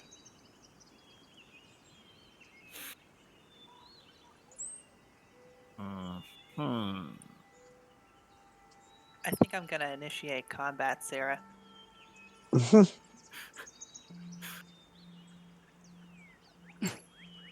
How is are you pretty doing clear. that? This is pretty clearly a shakedown, right? From what you're saying. It I just looks wanna be like sure. it. Yeah, okay. As long as that visual is there, then I'm initiating combat. How are you doing that? Drawing my bow silently, knocking an arrow. I make it clear I'm initiating combat. I'm not ambushing them. Yeah.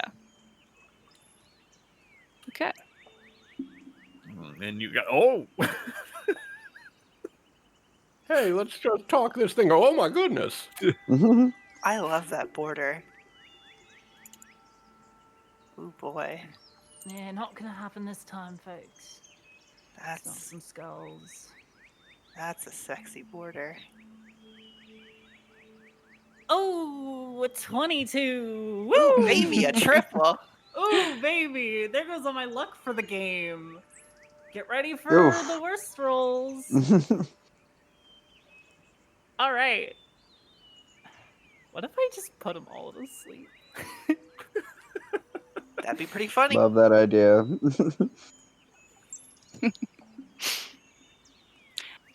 You see as you were all gearing up to fight, there is the 3 Mapuks, who all have very distinct, alterations to their appearance. One of them has many golden hoops in one ear. One of them is wearing a scarf around their head under their hood, and then the one has a bent and crooked tail. And then the one who stands at the cart is actually a Vulpin, a striking figure herself, in what looks like immaculate leathers and with a sword at her hip with its a pommel carved in the shape of a rose. And we're gonna start with the Syrah out at the top. What you doing? I am going to hear the knocking of an arrow behind me and just go ahead and... So, are there any folks with bows here? The bandits have... Yes, the bandits have bows. Are they drawn or are they going for swords? They have They are currently armed with swords. Okay. All right. Well,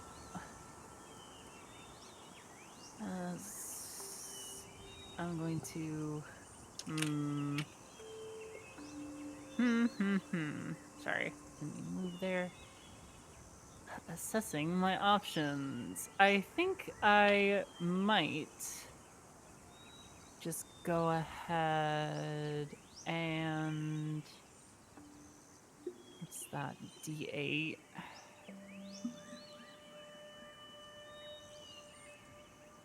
Versus my... Sorry. It's been a while since I've hit something with a weapon. Alright, yeah. I'm gonna go ahead and take a few steps forward, like in front of the group, and I'm going to go ahead and Sacred Flame. Let's Sacred Flame the Vulpin.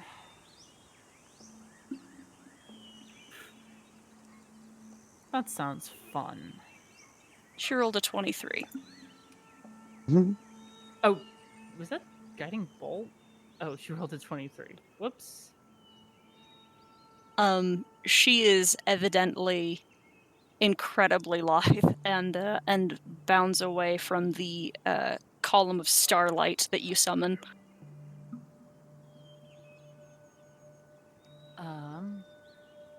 I'm just gonna go ahead and look at the other bandits and bang on my shield with my mace.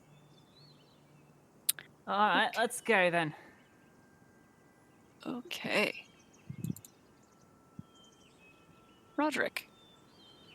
I'm going to do... Roderick will walk up behind Syrah a little bit, not too close.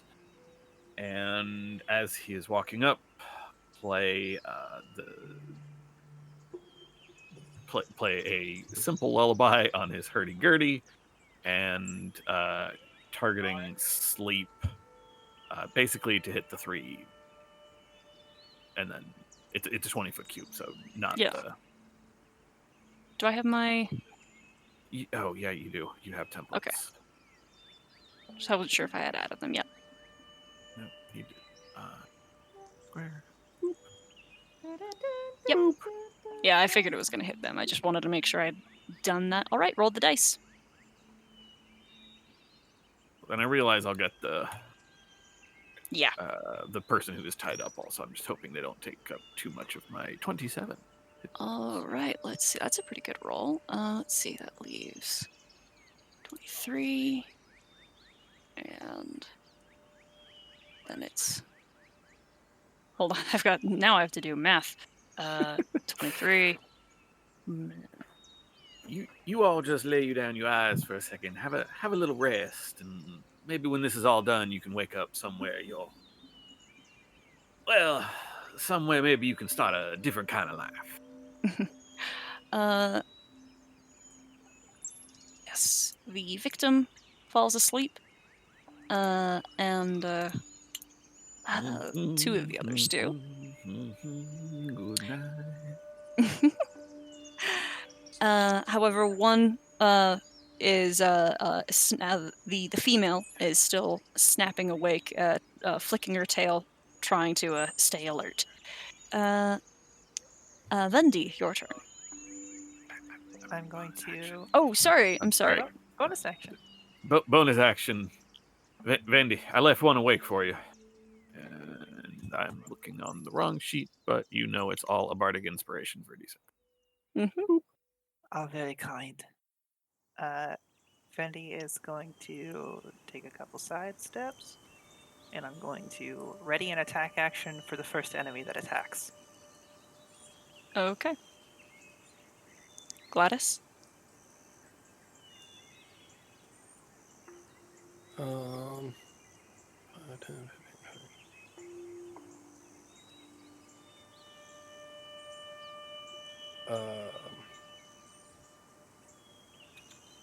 Gladys is also going to ready an attack action.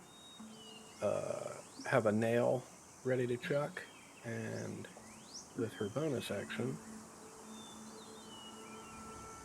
is going to cast Hunter's Mark on our friend right here. Okay.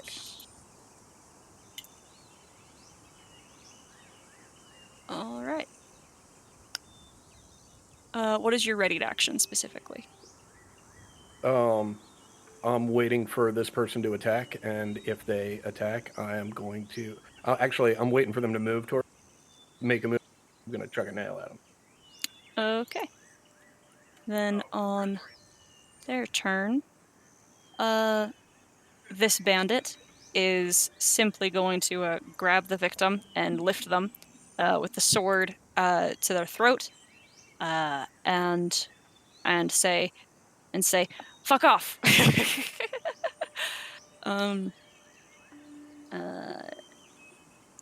Then it is Cluck's turn. Ooh, we have a hostage situation now. I guess I will run up about here. It's the 30 feet because I can't get close enough to him.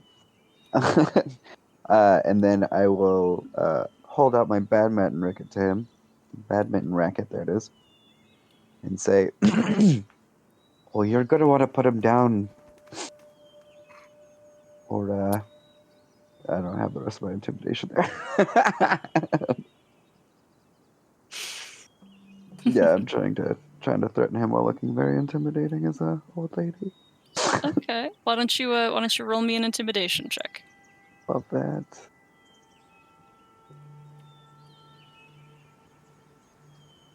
Hey, 14. Okay.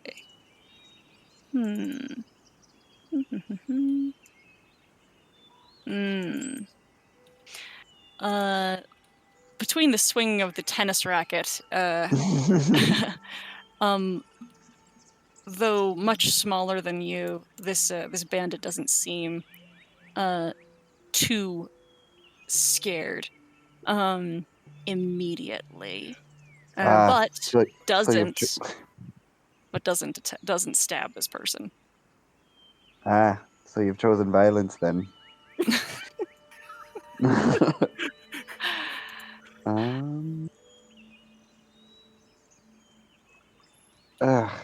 I'm afraid if I do something, he's gonna hurt him.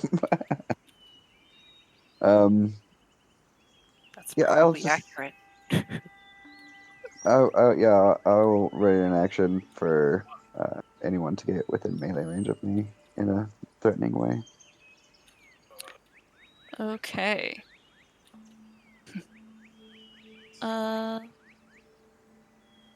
The Vulpin sees how things are going down, and seems a little hesitant,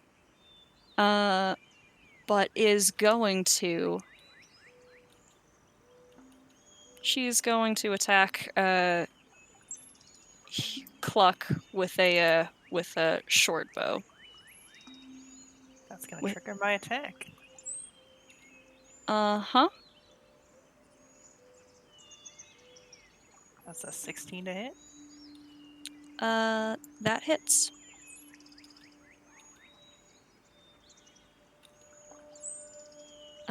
As she takes an arrow into her arm, Lady Cluck does as well and takes 7 piercing damage. Oof. Cool. And as she whistles, she says out loud, "This is about to get messy. I'd recommend you all stand down." And then it is Sierra's turn. Did I get a turn? Did you? Oh no, I didn't roll you in because I forgot that was my Yeah. responsibility. Sorry. Okay. What would you like to do? If someone actually could stream what is happening on screen for... Yeah, I got you. I'd probably bonus action prep the magic stones and then probably try to fire one at the Vulpin, Alright. considering she did shoot one of our friends with an arrow. Yeah, that'd be bonus Okay. and then action. Alright. Damn. Alright. You pelt her pretty hard in the chest, Huh. and you can hear almost the wind getting knocked out of her. How's she looking? Fine. Uh-oh. Right? And we'll go back to Sierra. Sierra is going to go ahead and try and grab or do disarm take the hostage away from this tiny guy. Alright, why don't you make me an athletics check? Sure. Okay.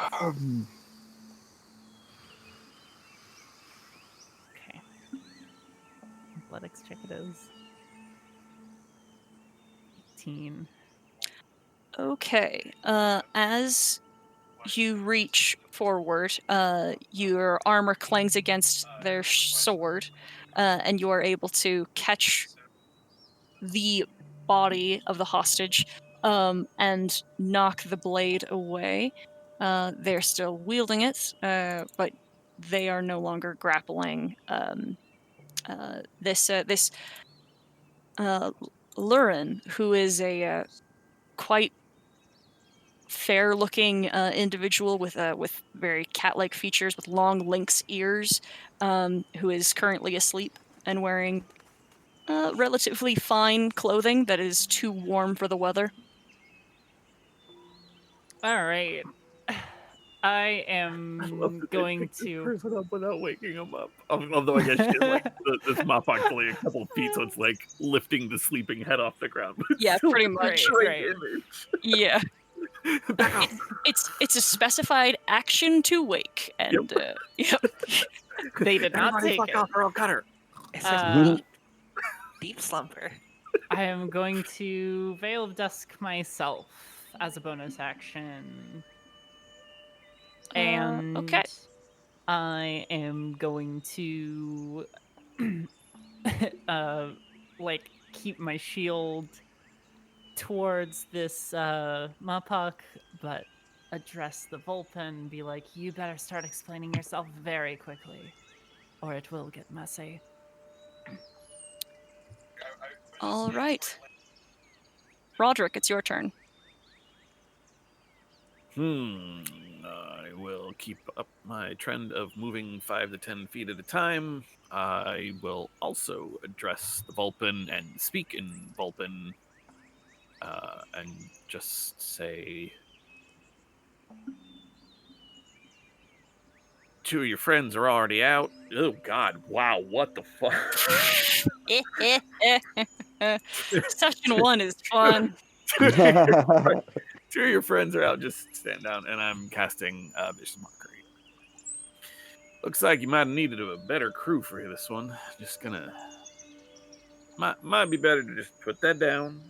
We'll just take you to town, turn you in. All right. That seems to take effect.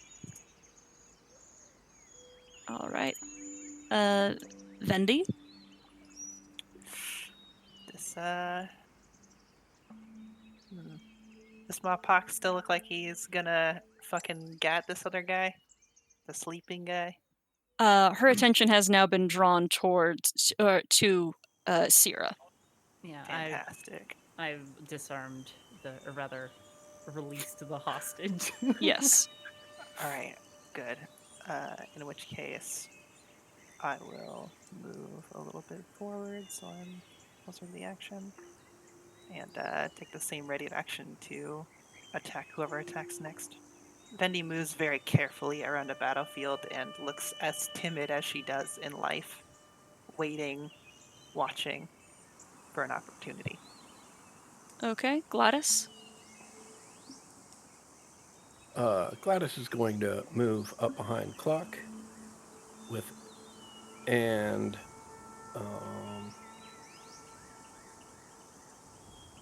fire a nail. Actually, you know what? I'm going to fire a nail up here.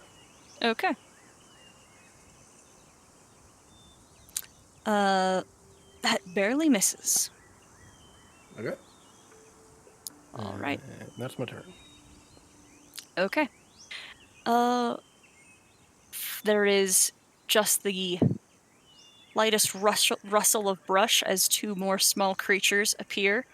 And because of the hide action, this is not going to trigger a readied action because you were not prepared for them to do anything. But two other bandits with bows will first target Vendi and then Gladys. 19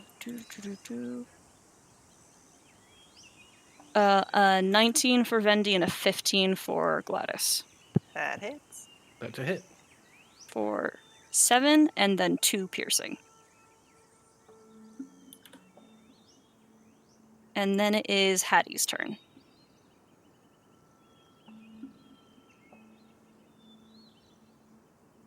You with us, Cody?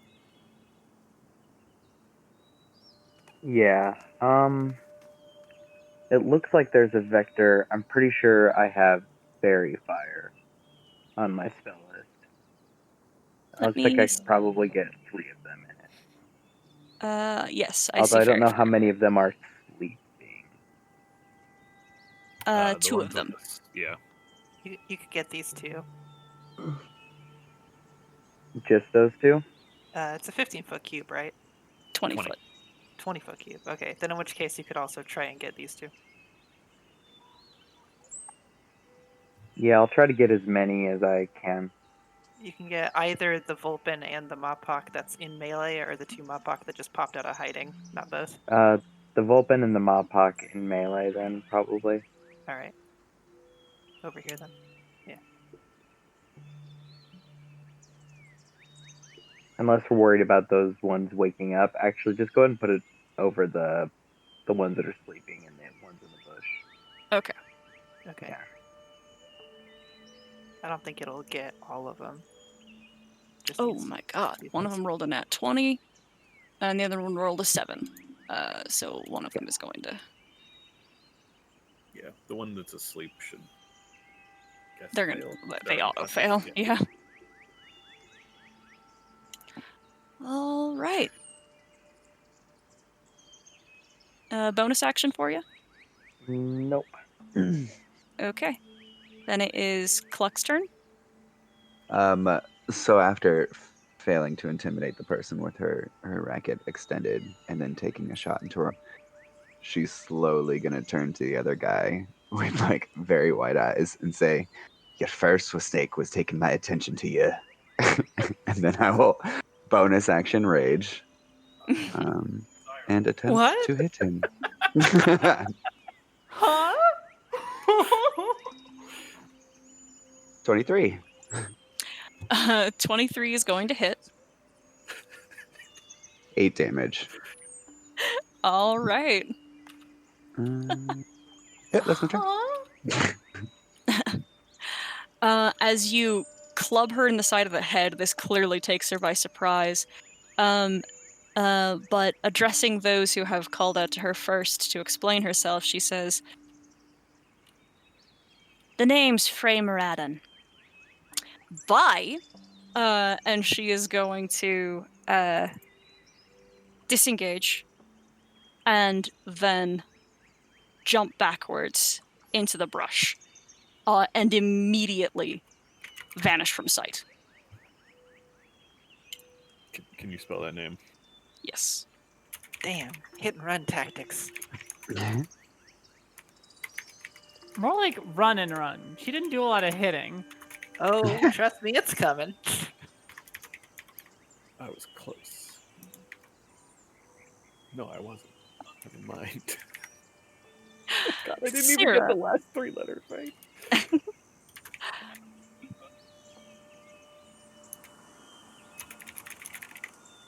Sierra, it's your turn. Oh, you're muted. Right.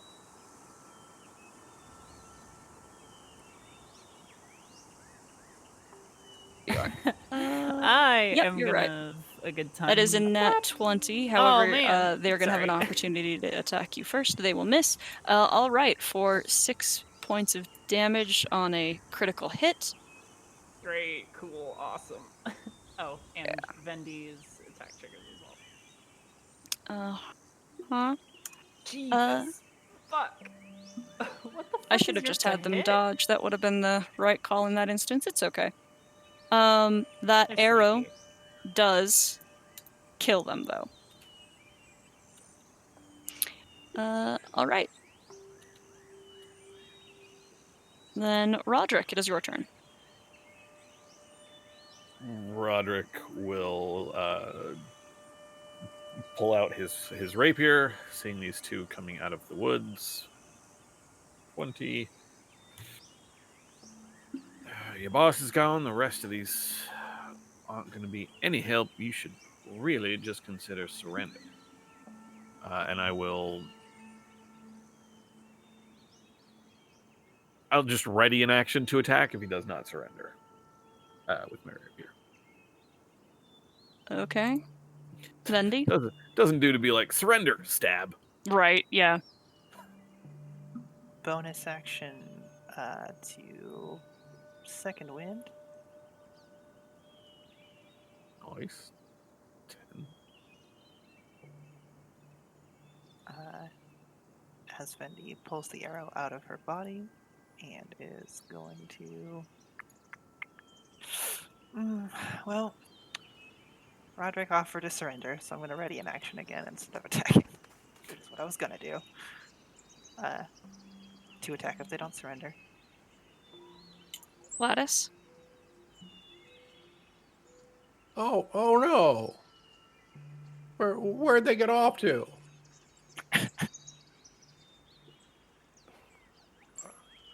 Well, and I have advantage, but it doesn't make any difference. I have no idea where they went. Yeah, unfortunately. I was actually kind of had high hopes because you used the hunter's mark, but gone. You don't even hear brush moving. That's so fucking cool. Okay. Then All right, be honest, show of hands, how many of us are totally into this Vulpin that ran away? I love her. Okay, that's just me. Everyone just slowly raises their hand. She's great. I'm a bad person. The bandit at the end of your sword, Roderick, drops their drops their bow, and the one behind does likewise, but scampers forward to wake the others here. Hattie, it is your turn, if you would like to take any action. So they are surrendering. Yes. Okay, I'm gonna ready a stone for the one that is sleeping. If it gets up and does anything even vaguely hostile, a stone's going for its head. It's still got fairy fire on it, right? Yeah. Okay, I'm Lady Cluck. outside, by the way, and it is fucking awful. Oh, I'm so sorry, man. All right, Lady Cluck. You're muted. Of course I am. I'm gonna move up here, kind of imposing myself between the victim and the bandits, and just readying an action for them to take any action towards the victim themselves. Okay. Syrah, are you doing anything? No, just kind of collecting the person, like helping them up, waking them up, I guess, and making sure nobody does anything funny. Okay. If that is the case, then combat is going to end because they are in surrender. And you wake the victim again, and Ilurin. Let me show you her art. Maybe. Wait,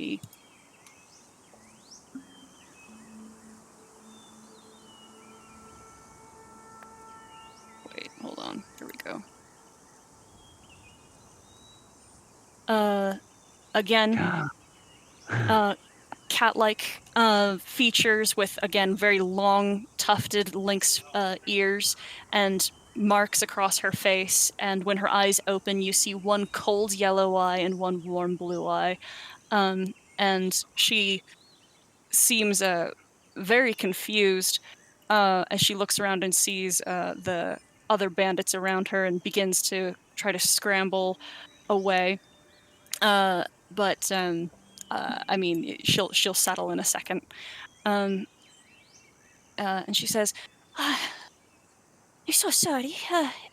Who are all of you? Thank you so much. What is this?" Well, we were going to ask you the same thing. We're traveling down the road and just noticed that you were tied up, and these bandits seem to want something from you. What? We're not entirely sure.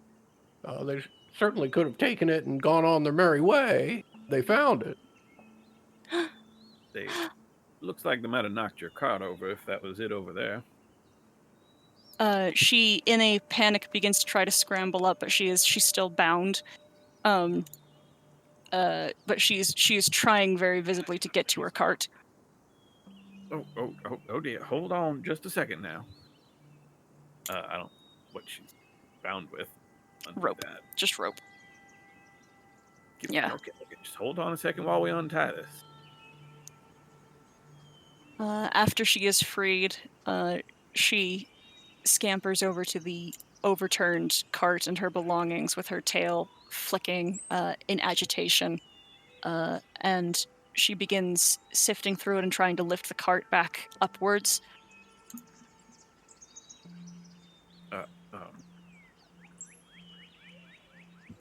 Tell you what, Miss Syrah or Lady Cluck, y'all seem like you might be strong enough to do that. Vandy, Gladys, can you help me with these bandits? We can return the favor that they've done to our new friend here. Tie them up, maybe get them to wherever we're going. Oh, I think that'd be a great idea, as I look at them menacingly. I am handy with a knot. Hattie, do you think you could help out a little bit? I'm going to keep an eye out here to see if our fast friend doesn't return. Cluck got hurt, right? Yes. Okay. And it's a fairly big gash on the arm, right? Yeah. Okay. I will basically walk up and yank the arrow out as I cast Cure Wounds without telling Cluck. No, It needs to come out. No warning. Yep. So like, yeah, with one swift motion, it's oh yeah, 1 second, and then just fucking yanks the arrow out as I cast Cure Wounds. That was a very good cure Dirty wounds. Jesus. Okay. That was a max heal. Yeah. That's a great Good heal. time for that. I guess what it looks like when Hattie does this is Hattie like holds his hand out, and the hand glows with this like bright kind of starry light.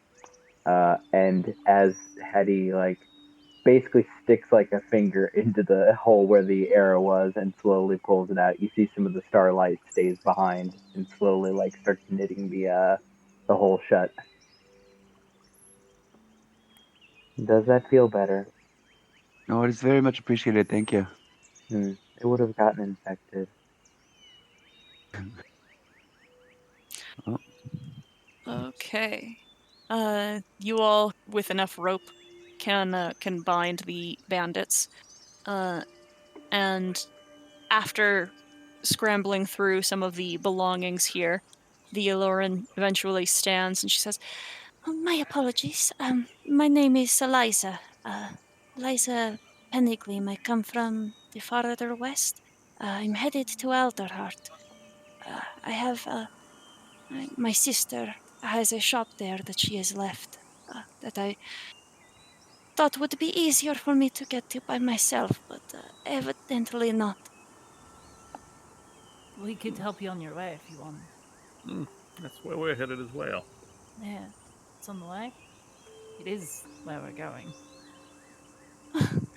But that's great fortune, considering the very bad fortune I have run into so far. I would very much Well, appreciate it. we would be happy to accompany you. My name is Gladys. It's a pleasure to make your acquaintance. Yes, and yours. Pennygleam. Eliza Pennygleam. Pleasure, Eliza. Did you find what you were looking for there from your cart? You seemed very intent on that. Well, it is just that the store has been abandoned now for some time, and I have only few wares that I can bring with me, and it is a long travel and hard to restock with as little money as I have. Every little bit counts. Well, I hope these ruffians weren't too rough on your goods and on your inventory. she kind of rubs her own arms as she smiles and her whiskers turn and she just says, No, I think more rough with me, and fortunately I will repair faster than some of these things.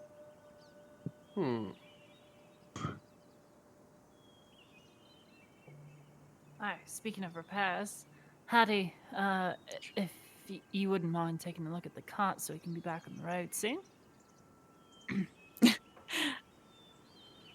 Oh, fucking Cody left. Damn it. I am back. Hi there.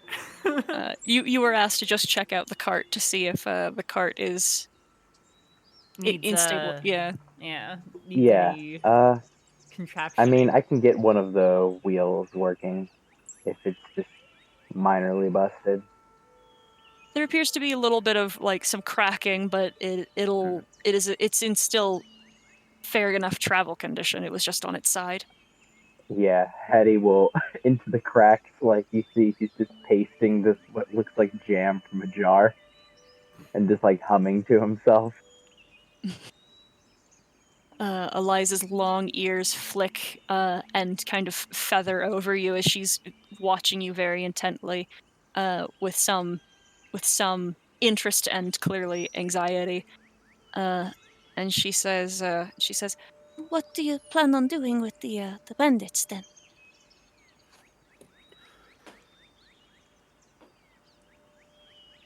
If we can find a close we're also on our way to Elderheart, and while I don't really want to have to drag him 3 days, we can't exactly let him go. Hopefully, we can find maybe a smaller village that has a constable can hold him until the proper authorities can get to him.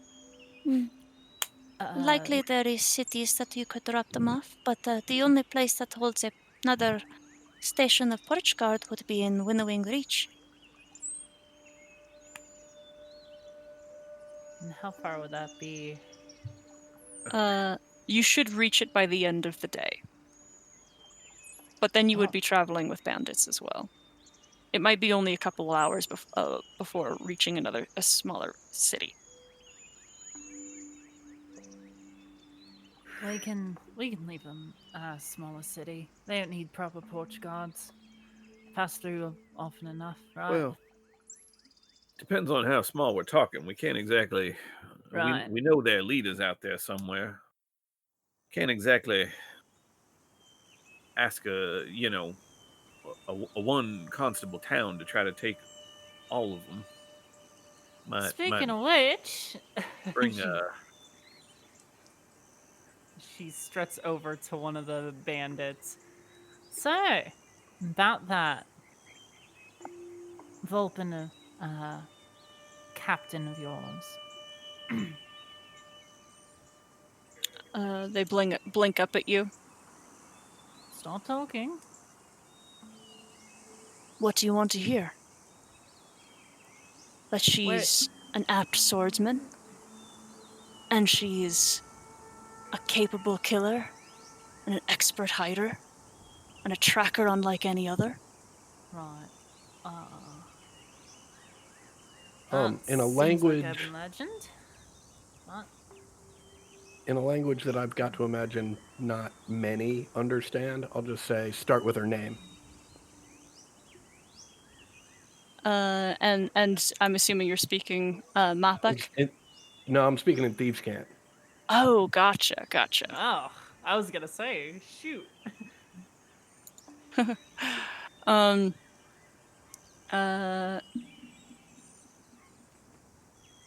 There's a little smile in your direction, Mhm. as this one kind of shifts in their bonds a little bit, and they repeat her name, Frey Meriden.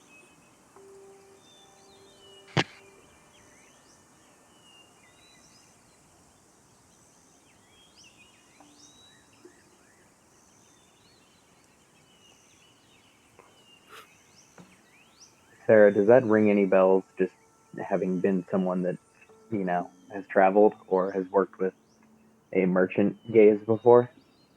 I'm gonna have you. We're gonna roll a history check for you, and just kind of Okay. gamble on some odds. Yeah. She is rough. She is hard to deal with because she has an incredible sense of self-preservation. And anytime she does appear, she's hard to ignore on a battlefield. But she, like she just did, is very capable of fleeing and never being seen again. Then yeah, while Hattie is like fixing one of the wheels and like dropping it, like collapses a little bit, and he mutters to himself, he'll look over and say, "Oh, that name is familiar, actually. This is her method. Formidable, but very good at running away." If she was formidable, she would have actually put the hurt on one of us. Seems like she just hired a bunch of lackeys and let them do the work. Where were you hired, by the way? What perch? Zephyrly.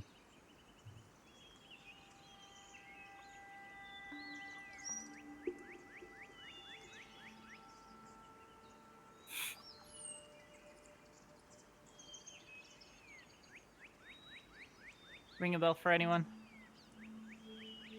It's one of the cities that you've that is actually on the way to Alderheart.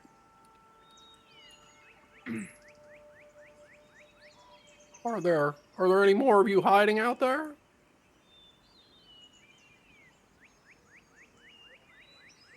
They kind of tilt their head to the side and smile at you. Well, if we don't know, we may just have to kill you now. Would be poor advantage that they would have at this point.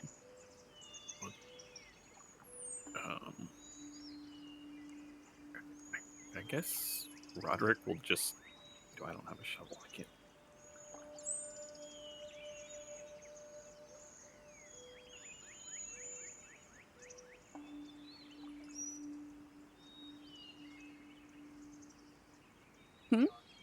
Nothing. Okay. I'm trying to figure out what to do with this body.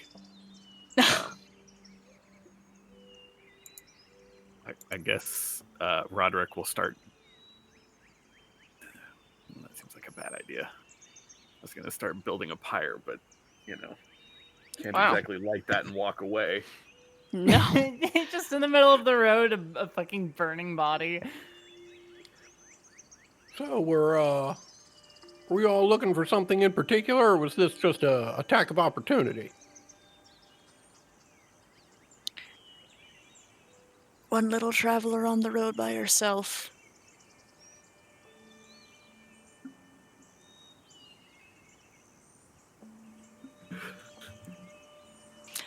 That feels accurate from what you can see in Eliza's cart. Nothing terribly of interest. She is, as was demonstrated, a very easy target. Mm-hmm.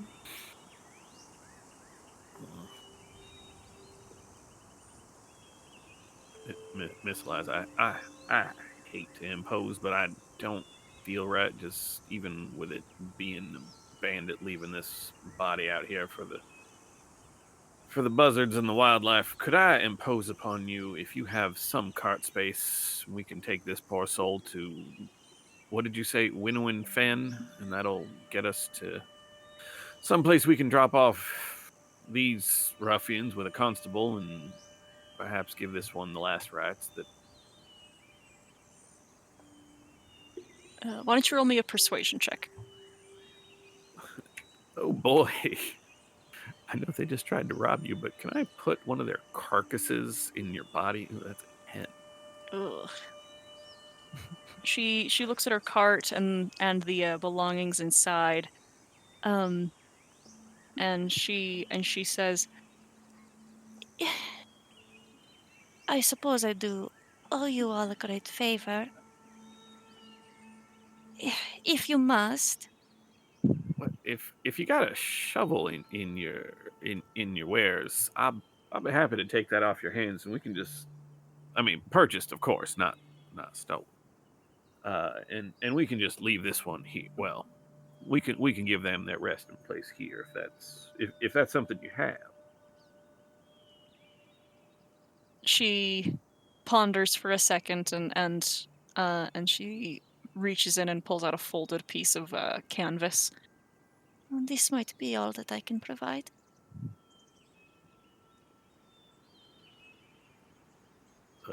What am I looking at? It's just it is just a piece of canvas to wrap this body in. Oh. Yeah.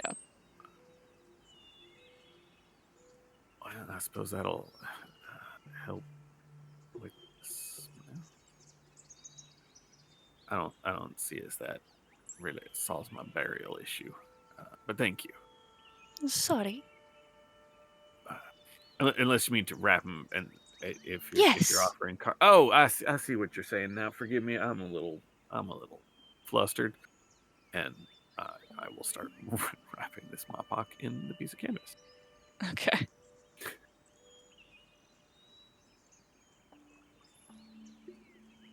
All right. Where would you like to bring? Yes. I would like to take out my rope and start tying 4 nooses.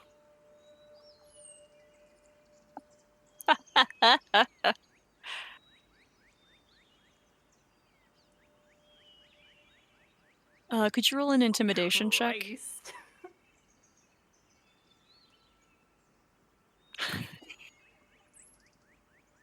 There is blatant fear in one of the bandits' eyes, and they begin to shift very uncomfortably.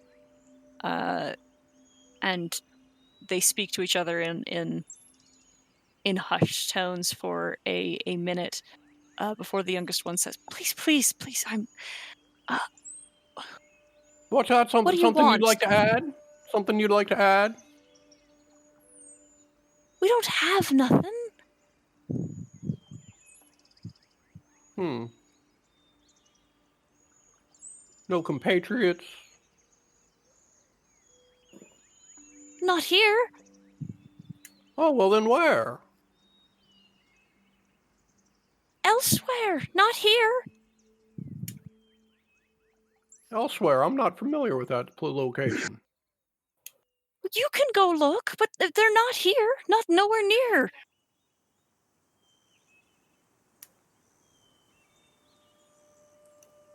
I think they're trying to say they have more associates back at whatever place they were hired, but nobody here with them. This might be the entirety of their poor troop. Hmm. Way I see it. No, go ahead. Very well then. And I'll stand up with my 4 nooses and start walking towards them.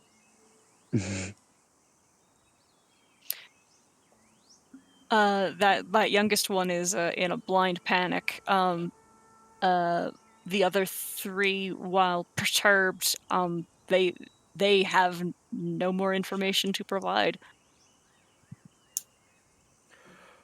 Now listen up. We can't very well leave you here or let you go. But we've got other business to attend to, so we're gonna march you along to the nearest authority and hand you over to them. How's that sound, everybody? That's what I figured. They're not going to fight. Wonderful. Now, to make sure there's no funny business,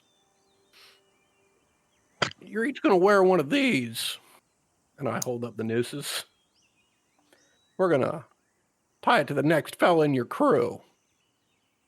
Just so no one gets any fancy ideas about running off.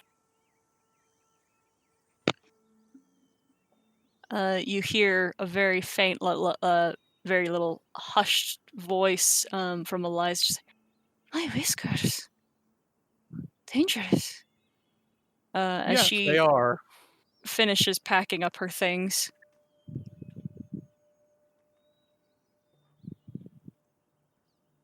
Any objections from the 4 of you? They make none. That youngest one looks dangerously flighty, but I assume no we've already objection. tied their hands together also. Yes, yeah. Yeah, that was my assumption. So are they all Mapoks? Yes. Okay. Hattie is gonna go like kneel down in front of them after getting the wagon situated, and in Mapok say, "You should search within yourselves for proper judgment moving forward." Yes. In other words, in Mapok speak, he's referring to that in specific. Yeah. There's some hesitation and confusion, but nodding. Exercise good judgment, and we won't have to exercise ours. Yes. More nodding. Hattie just like pulls his hood down a little bit and just nods and goes, okay. Stands back up and goes, make sure the cart is working. All right. And if there's no other business, then you will continue on your way, and we will pick up here next time.